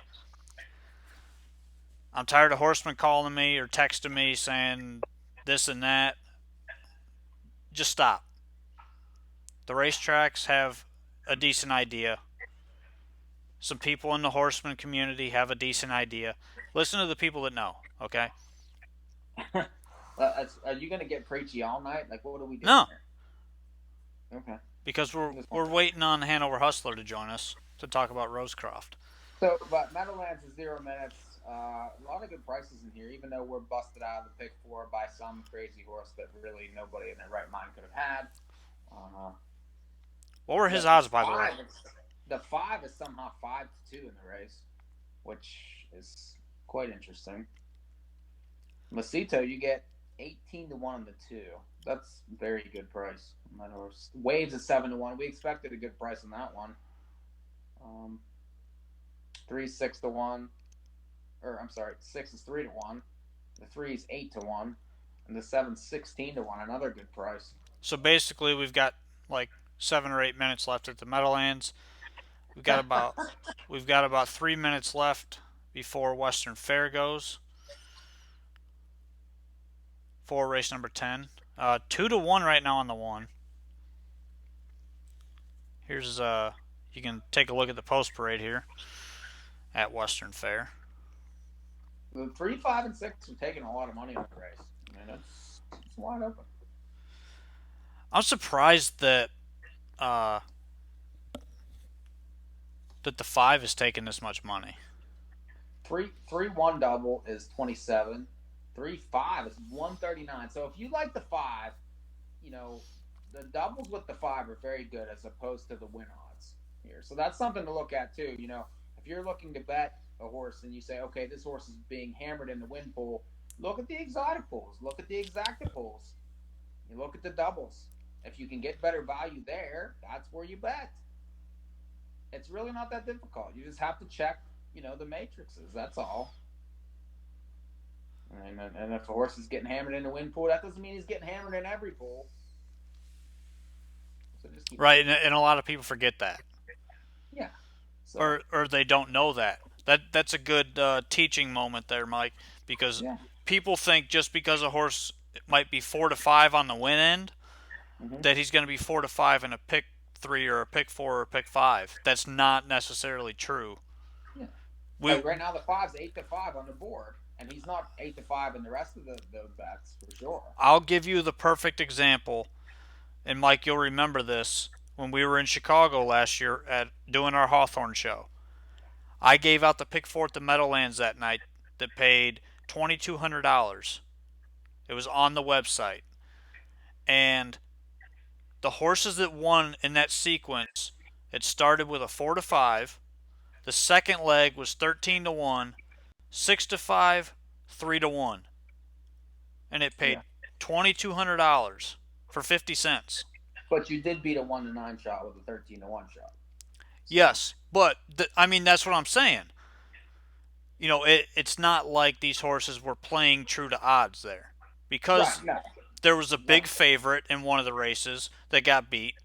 Another race, the first race was chalk, and then the final leg was a second or third choice at 3 to 1. So those horses were not playing to what their odds were when they went off. So it paid $2,200 for 50 cents. I mean, it was humongous. It shouldn't have paid that, but it did. And I wish I would have had win money on that horse too. Well, this happens a lot, though. I mean, this is the kind of thing that does occur. But again, there's a lot of different ways to make money. You just have to try to, every race is a different thing.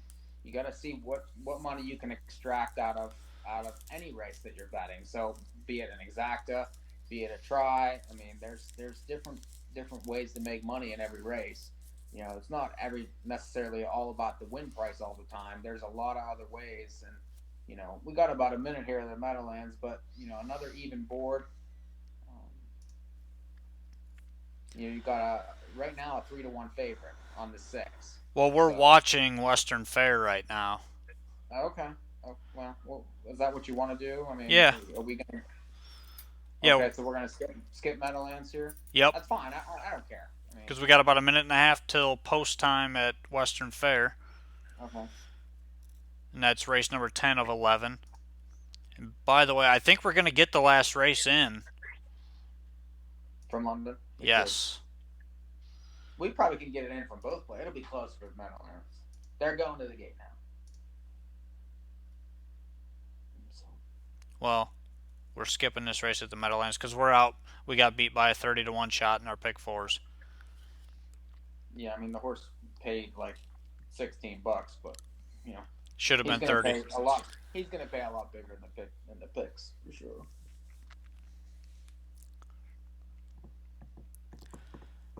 But now we are down to 50 seconds over at Western Fair for race number 10. 7 to 5. The odds are going down on Moon Lake now. No, thank you. 3, 5, 6 for me there. Mike's on the 3. Dernies. 8-time winner this year. She's got a shot. I think you're getting really good value on the 2 actually at 6 to 1. But I was 1-2-6 in this race, 1-2 in my pick 4, but I'm not live. But they're going to the gate. Race number 10 at And they're Western awful Fair. fun. Running at the same time. I love that. I don't. Yeah, that's my sarcasm.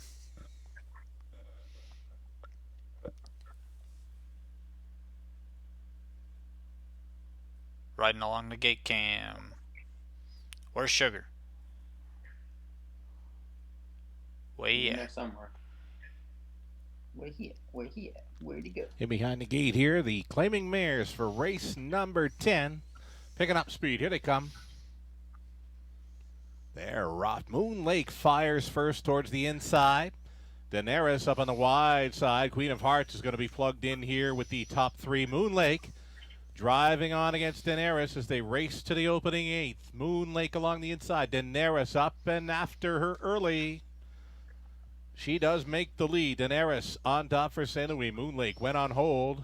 It's the give and it's the go. Moon Lake back around to grab control at the quarter mile. Second best Daenerys, Queen of Hearts. To watch from third, it's going to be Dapple Apple in fourth, then in fifth. Action Royal Grin. The back markers are Winsun Lotus. Bronak would have to come from last. 28-3 for the quarter mile. Moon Lake at 7-5. Fronting here at 3/8 completion. She's let loose to lead by 2. Daenerys for the follow-along trip second. Queen of Hearts continuing third. Dapple Apple rolling first up for MacDonald in fourth with Bronak catching up to the cover now. Action Royal Grin. The trailer is Winsun Lotus. 59-1 the halftime, and Moon Lake has skipped away again. Now the lead is 2.5 with Daenerys giving chase in second. Queen of Hearts is traveling in third. Dapple Apple appears to be wide there at a fourth. I thought she was 3 wide, but it's just in a 2 wide path now as they go up to 3/4. Moon Lake getting every call thus far. Dapple Apple pressing the issue. It's Daenerys. A boxed in third. Bronak out there in fourth. Queen of Hearts is with him in fifth. 3/4 up in 128-4. Moon Lake all in.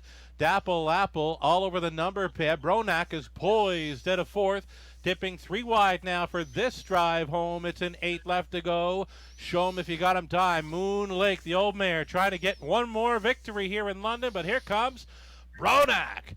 Bronak loaded for beer on the outside against Moon Lake. Moon Lake or Bronak? Bronak! By a neck. Moon Lake second. Queen of Hearts third, and close for fourth. 159-2.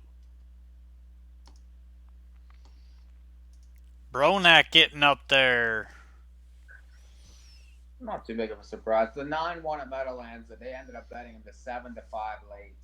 That was 9-1 there. So I wasn't close there. Somehow the 9 ended up 7-5, which I gotta look at that real quick. The 2 actually raced pretty good at 40-1, but not good enough. 6-1-2. Just box my top 3. There they are. I think that's a 5-1. Is that what the 6 went off 5-1? Yeah. 9-2. I mean, I'm sorry, but that's too big a price against in that race. As sharp as that horse has been. Yeah. You know, the 5 actually didn't race bad either. God, the 3 was awful. What happened to that horse? Oof, not his night. Oh no, she was on the left line really, really hard. Yeah, she was no good. All right, are we gonna do Rosecroft on our own? Yes. I mean, we're getting closer here. I don't know. I mean, Russ, like, is he coming? Is he not coming? Are you supposed to call him? What's going on? No, he hasn't said anything. He must not be home yet. But we're going to start off the early pick 3 at Rosecroft for tomorrow. Again, Rosecroft racing tomorrow night, not Sunday. It's tomorrow. Starting at 7:15, following the Breeders' Cup Classic. Woohoo! Will be this early pick Breeders' 3. Cup Classic's not going to go to like 8 o'clock tomorrow night. Yeah, that's what I was saying. Following the Breeders' Cup Classic will be this early pick 3. First thing you're going to see. So, this is a Maryland Preferred non-winners of 1 on the pace. Purse of $5,000. And I saw this race as pretty chalky here. I'm wondering if you're the same, Mike. No, I really don't actually. I like all Oh, prices. I think. There's, this is not winners of one, so you have a lot of horses with a lot of different chances, and there's a few coming in from other places.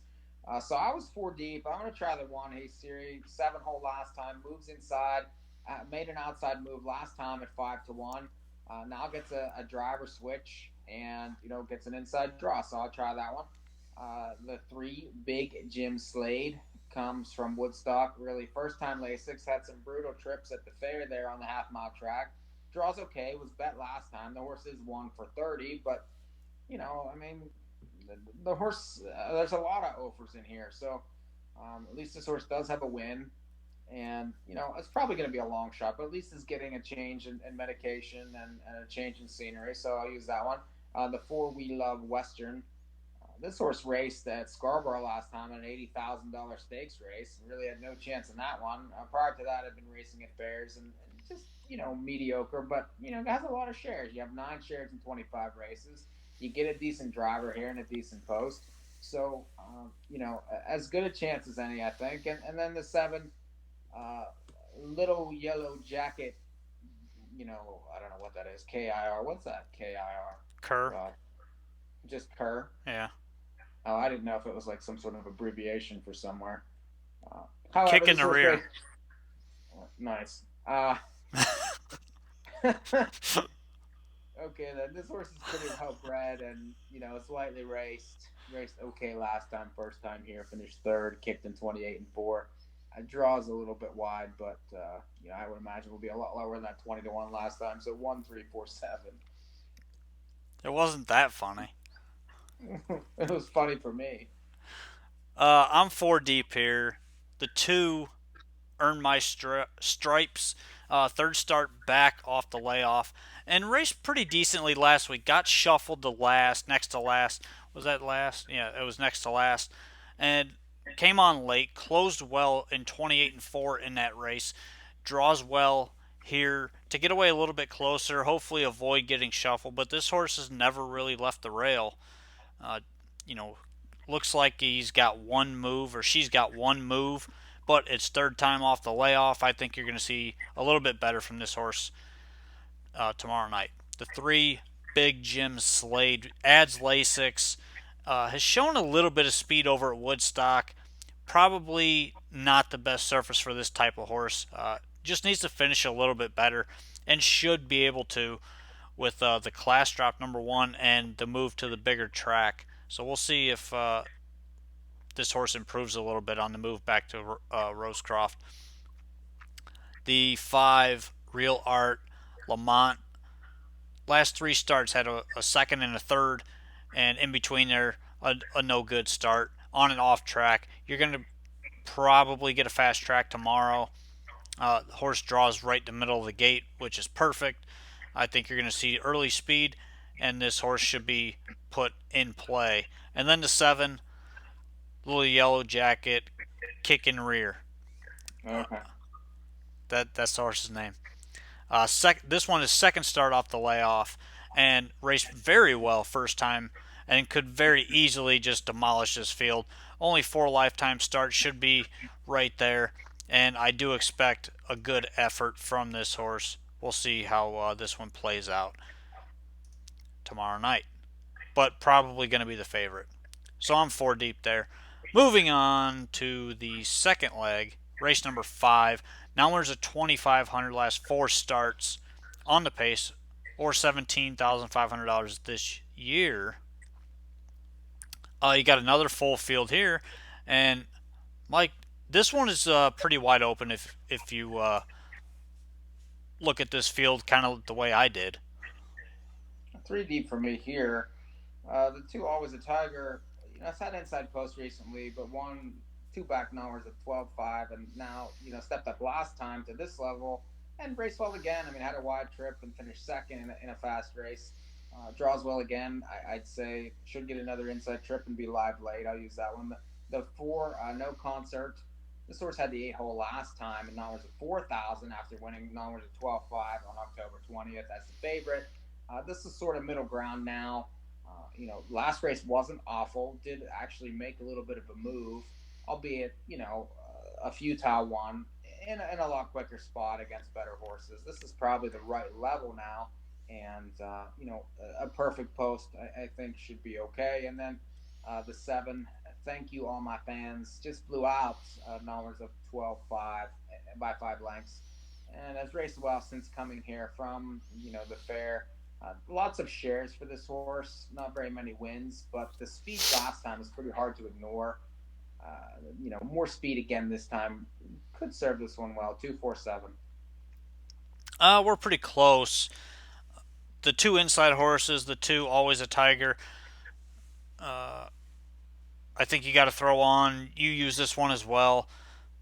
Race well, and now there's a 2,500 last time out. Same class level, and should be put in the right spot, I would think, from this post.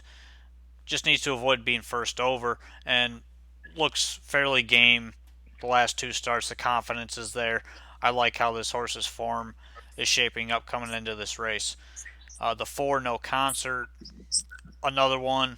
This one dropping in class, beat cheaper 2 back, but has the speed to be able to beat this field. For the most part, a struggling field right now at this class level. And then the 6, Sedona Sealster. This one, last time, ended up pulling first over down the backside. Got a little bit tired. Hasn't been finishing that well, but is fast enough with the right trip. As long as this horse can get the right trip, maybe even leave in this race. I don't know how much gate speed the horse has, but if he can leave in here, I think he's got a little bit of a shot, and he's going to be the right price. So I am 2, 4, and 6 there in the second leg. The Hanover Hustler is with us. Squeaking. He's squeaking. I'm hearing squeaking. Why are you squeaking? I have no clue. It's you guys. No, your volume's up pretty loud. Okay, let me turn it down then. Is it better? Yeah, your squeaking's gone. My squeaking is gone. Yes. Perfect. All right, the squeaker is here, everybody. The squeaker is here. He's got his DC flag. Of course he does. Well, hey, they won, so enjoy. Hey, I gotta do it once every 30 years, so. Right. Hey, nothing wrong with that. Your team won, you root for your team. More power to you. Right, exactly. If the Cubs won, we'd never freaking hear the end of it with Rod. And if the Pirates win, I'll be dead. So it's, Looks like you guys got started without me, so. Yes. Well, we had to because it's 10 minutes to 11. Yeah. Well, I show up at 10:45 like I'm supposed to, so that's where I'm here. Well, what do you got in the front leg of the early pick 3 for tomorrow night? All right, let me do that real quick for you guys. In race number 4, in that non-winners of 1, I went with the 5 Real Art Lamont. The horse raced on Wednesday, sat in the pocket behind Hillbilly Kisses and just finished second. Hillbilly Kisses was never losing that race. And no Hillbilly Kisses tonight. Real Art Lamont should be able to get the lead in here and quite possibly could actually wire this field. My second choice, I'm going to go with the 7 Little Yellow Jacket KIR. I guess that's how you say it. Kicking rear. Yeah, something like that.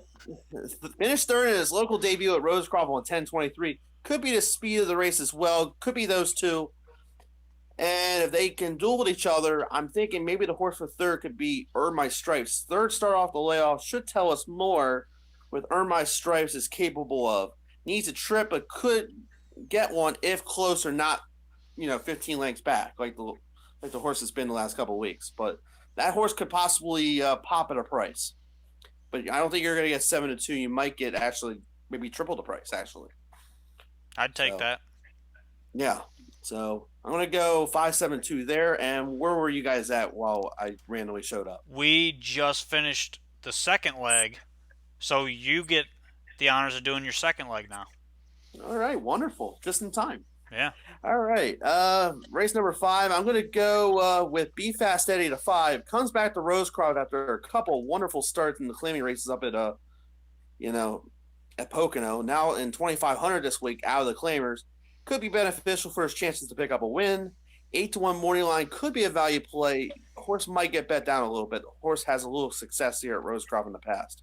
My second choice, I'm going to go with Always a Tiger. Raced well here last weekend. Second, we'll be grinding again, likely on the outside. We'll see what happens. And third choice, I'm going to go with No Concert. Yeah, there's no concert here, so. But anyway, moves inside after racing against Tougher, drops in class, won from the same post 2 starts ago. Likely closer in this field with Chris Hoffett in the bike. So I'm going 5-2-4 in that leg. How about you guys? Well, I was 2-4-6 there. And Mike, what'd you have in that second leg? 2-4-7. 2-4-7. We're moving on to leg number 3. It's race number 6. It's a non-winners of $1,250 last 4 starts. Also eligible, a bunch of other stuff. And Mike, start us off here. Yeah, so the last leg, I was the inside 3. The Wanna Major Impulse. Bad post last 2 at Woodstock. Has raced well at Rosecroft in the past. If you look at that September 11th line, that was sort of a tough trip there. So, and the horse was 2-1, basically at a level higher than this. So the horse obviously fits. You get Roberts on now. You get an inside post. I think this one's a definite use. The 2, Sonny's Blessing. 2, the 9 and the 8 hole last 2 starts. Rally last time to be 3rd. A bit lightly raced, but drops now to the Norris 12-5 last 4. And, I would imagine should be closing late. Again, it's just a matter of, can he get there? And then the 3, Tidewater Titans, another one that, fits better at this 12-5 level. Probably would be served well to, be close. When this horse kind of, is up close early, it has a better chance to win. So 1, 2, 3. Russ, what do you got here? All right. Well, you guys didn't mention my top pick, so we're going to go down to good old number 6, Spin Out. Bang, bang. With Eddie Davis Jr. in the bike. Huh? I said bang, bang. There you go. You get a nice driver change from Kenny Weckstein to Eddie Davis Jr. for Kenny Schlotzhauer. Horse is probably going to leave in this race. This horse can actually do more than just close. I think this horse is going to be much closer to the front tonight and looking to finally get a win here. It's been a little while for this horse. And I'm going to go with the number 2 here. Let me get my notes here. Sonny's Blessing. It's a blessing to be on the show, by the way. I thought I'd let you guys know that. Raced decently from post 9 last week, finishing 3rd. Moves inside, which helps his chances in the non-winner 1250 level on tomorrow night, actually. Not usually we don't race on Saturday, so. And then our third choice is BP Burner. Comes back to Rosecroft after spending the meet at Woodstock. He'll need a second or third over trip in here. Is capable of winning as well. Ricky Still and this horse have got along here in the past. So I'm going to go with a 6, 2, and 4. How about you guys? I got a combo of what you guys have there. So I'm going to go with the 3, Tidewater Titan. I think the class drop is going to help this horse. He's going to be more competitive. He likes being up close, so I expect him to be firing early as well for Brian Burton. Nice old class horse. He's just got to be in the right position anymore. At his old age of 10, it's really a matter of where he fits. This is where he fits best, I think, and he should be right there. The 4, BP Burner, another one coming from Woodstock, gets a class drop. Ricky Still jumps on the drive. I like this horse quite a bit. The only issue I have is that he's got 1 win on the year. And then the 6, Spin Out, I think is fairly obvious to have here with the driver change. It's a big driver change to Eddie Davis Jr. And he's showing some pretty solid form for this type of race with that driver change. Pretty weak group, I think. The only reason I didn't use the 2 is because it's a 3-year-old in against older. And that's really my biggest concern there with that horse. Okay. So we're moving all the way down to the late pick 3. So before you guys give me your late pick 3 ideas, what is your guys' tickets? Because I didn't catch those. Okay, so my ticket goes as follows. Race number 4 starts the sequence. This is the early pick 3 tomorrow at Rosecroft. It's 2, 3, 5, 7 with 2, 4, 6 with 3, 4, 6. Mike, ticket. 1, 3, 4, 7, 247 with 123. It's 18. Mine is also $18. And Hanover Hustler ticket. Mike, what was your ticket one more time? 1347 with 247 with 123. All right, cool. And then my lovely early pick 3 ticket is, let me scroll down here a little bit. I have 24578 with 2457 with 26 for a Andrew Jackson $20. All right, we're all pretty level there for our pick 3 tickets. 2 of us at 18, Russ is at 20. Late pick 3 starts in race number 10. It's the final 3 races. Well, it's not the final 3. It's 10 through 12. There's 13 on the card. Races 10 through 12 starts the late pick 3. And Russ, will let you start us off on this one. What do you like in this open handicap? Well, in this lovely 10th race, the Maryland Exclusive Open, I'm going to go with Rolling Like Thunder, the 8. No Slick Tony in this week because the horse has raced a couple times in a row and got the week off, which makes this one the likely horse to beat. Won the regular Open, not the Maryland Exclusive, the regular Open, 3 starts back, and a great effort. The lack of speed hurts, but can close like a freight train. I'm going to give that one my top call. Second choice, I'm going to go with Alley's Finale. Sat the pocket last week behind Slick Tony, grabbing second in a very nice effort. Likely, Alley's Finale and Hickory Aloha will be fighting for the front. Whoever wins that early battle will have a good shot at trying to hold off Rolling Like Thunder at the end. My third choice, I'm going to go with Sam's Triple Crown. Needed that last race after a month off from the horse races.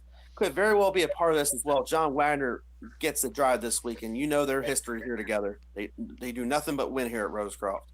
So I'm going to go 8-3-1 in the first leg of that late pick 3.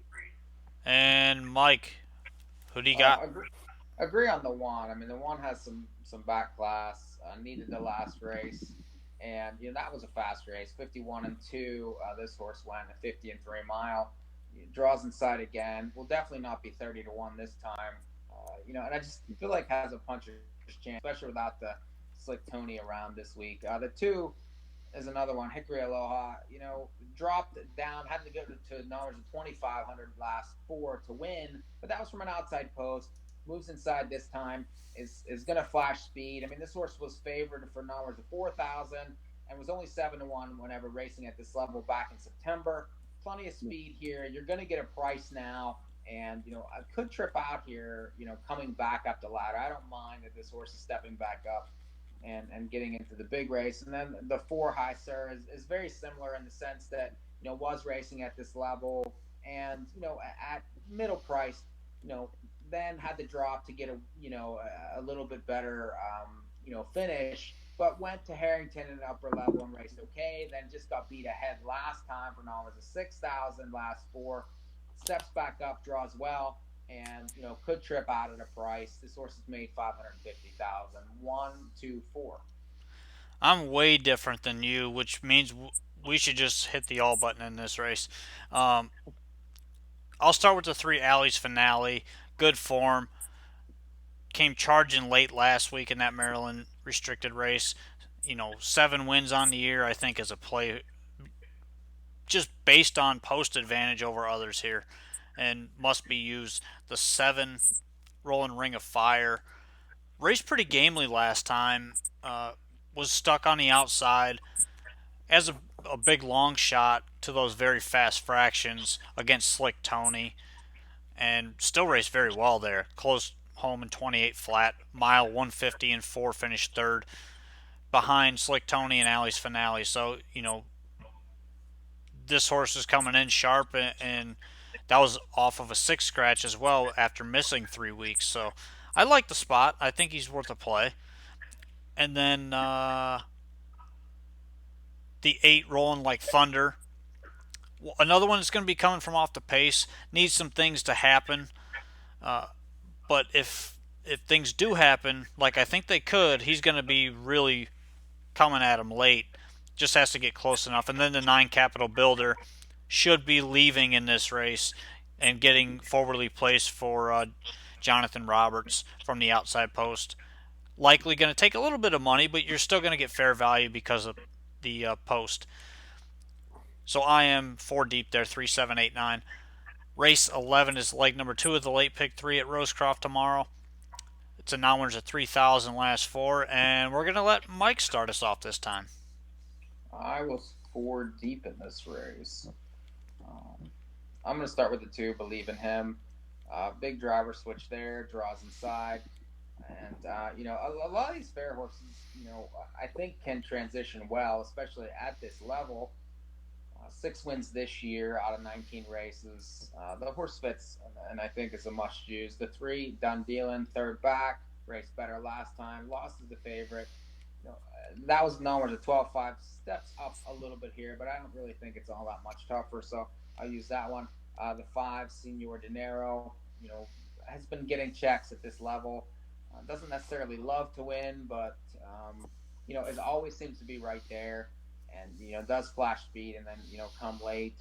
And the 7, Explosive Drama, 7 wins this year, was racing in opens, 2 back, 4 back, 5 back. This is certainly a much easier spot. Did burn some money last time. Really probably needs to rebound. 2, 3, 5, 7.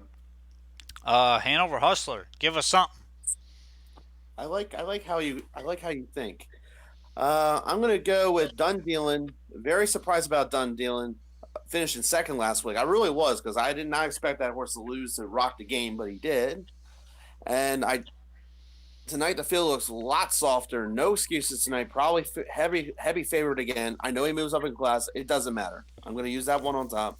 My second choice, I'm going to go Senor Dinero. If any horse could give Done Dealin' fits, it's Senor Dinero, who has the early speed. Will definitely be involved early on. Will the speed carry him to an upset? Could very well be possible. Could be the same thing we saw with Rock the Game the week before.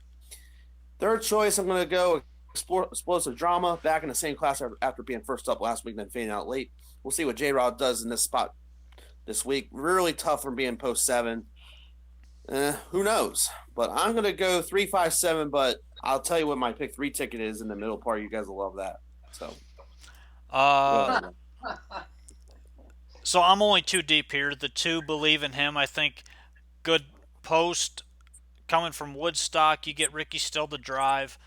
He's going to be aggressive. He's going to be close, and I think this is a right spot for this horse to get a tool trip and possibly slightly upset this field.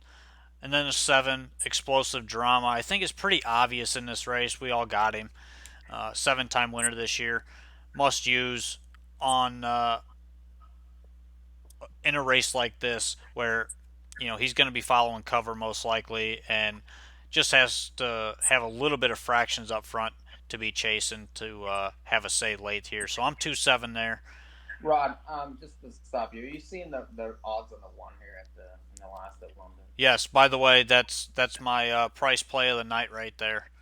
13 to 1. 13 to 1. It's great.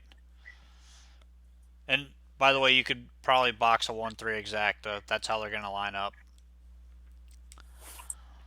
But race number 12, the final leg of this late pick 3. Non-winners of 4,000 last 4 starts on the pace. Full field here. Russ, finish us off. Okay. I'm really surprised what I've been hearing so far, but let's go with my top pick, the 3, Dance on Beach. That was for Roger Houston, by the way. So I had to get that in there. Was on the lead around the half-mile pole and raced super until fading back to third. Now a drop in class, and Eddie Davis jumps back aboard tonight, using in the double. My second choice, I'm going to use Going Down Rockin'.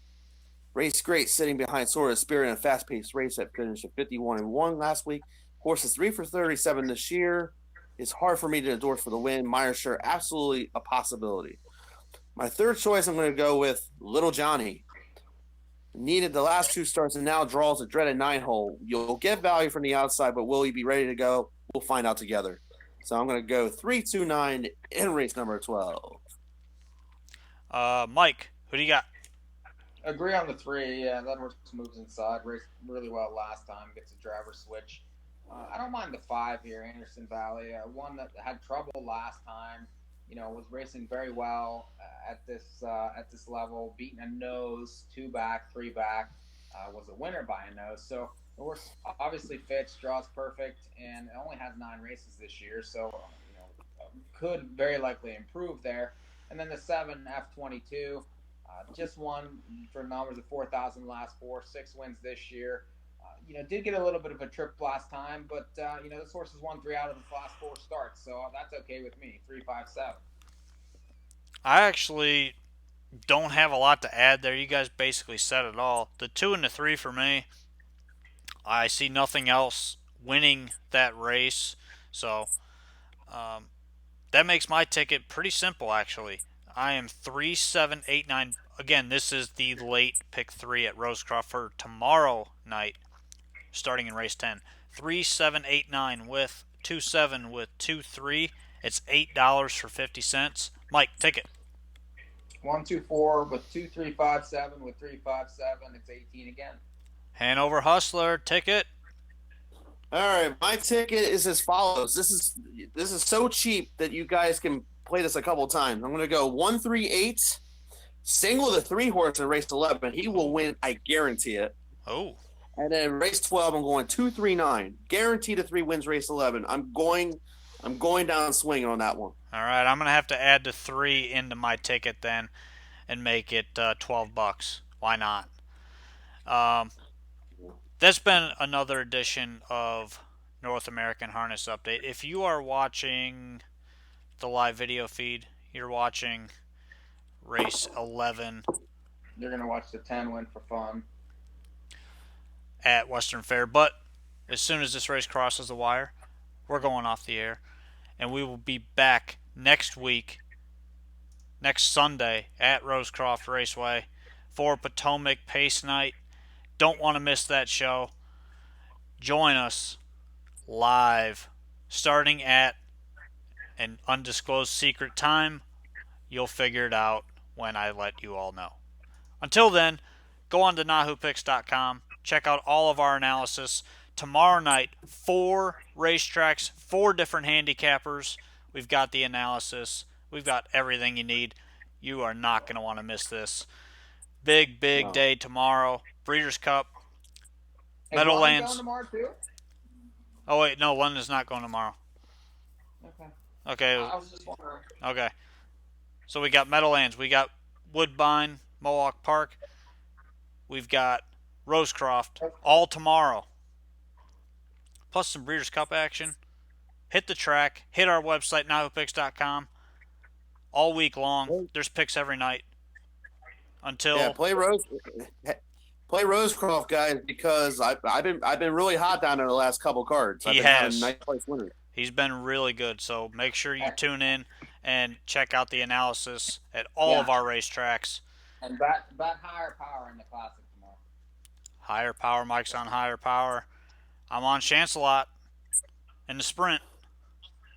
But I'll give you guys my my Breeders' Cup pick in the big race. Let me give you that real quick. That is the number 11 horse, Code of Honor. That's my winner. All right. Okay. Russ is on Code of Honor. We gave you all a winner for tomorrow, hopefully. But give you plenty of winners. 13 of them tomorrow. We will see you all next Sunday night in Maryland. Bang, bang.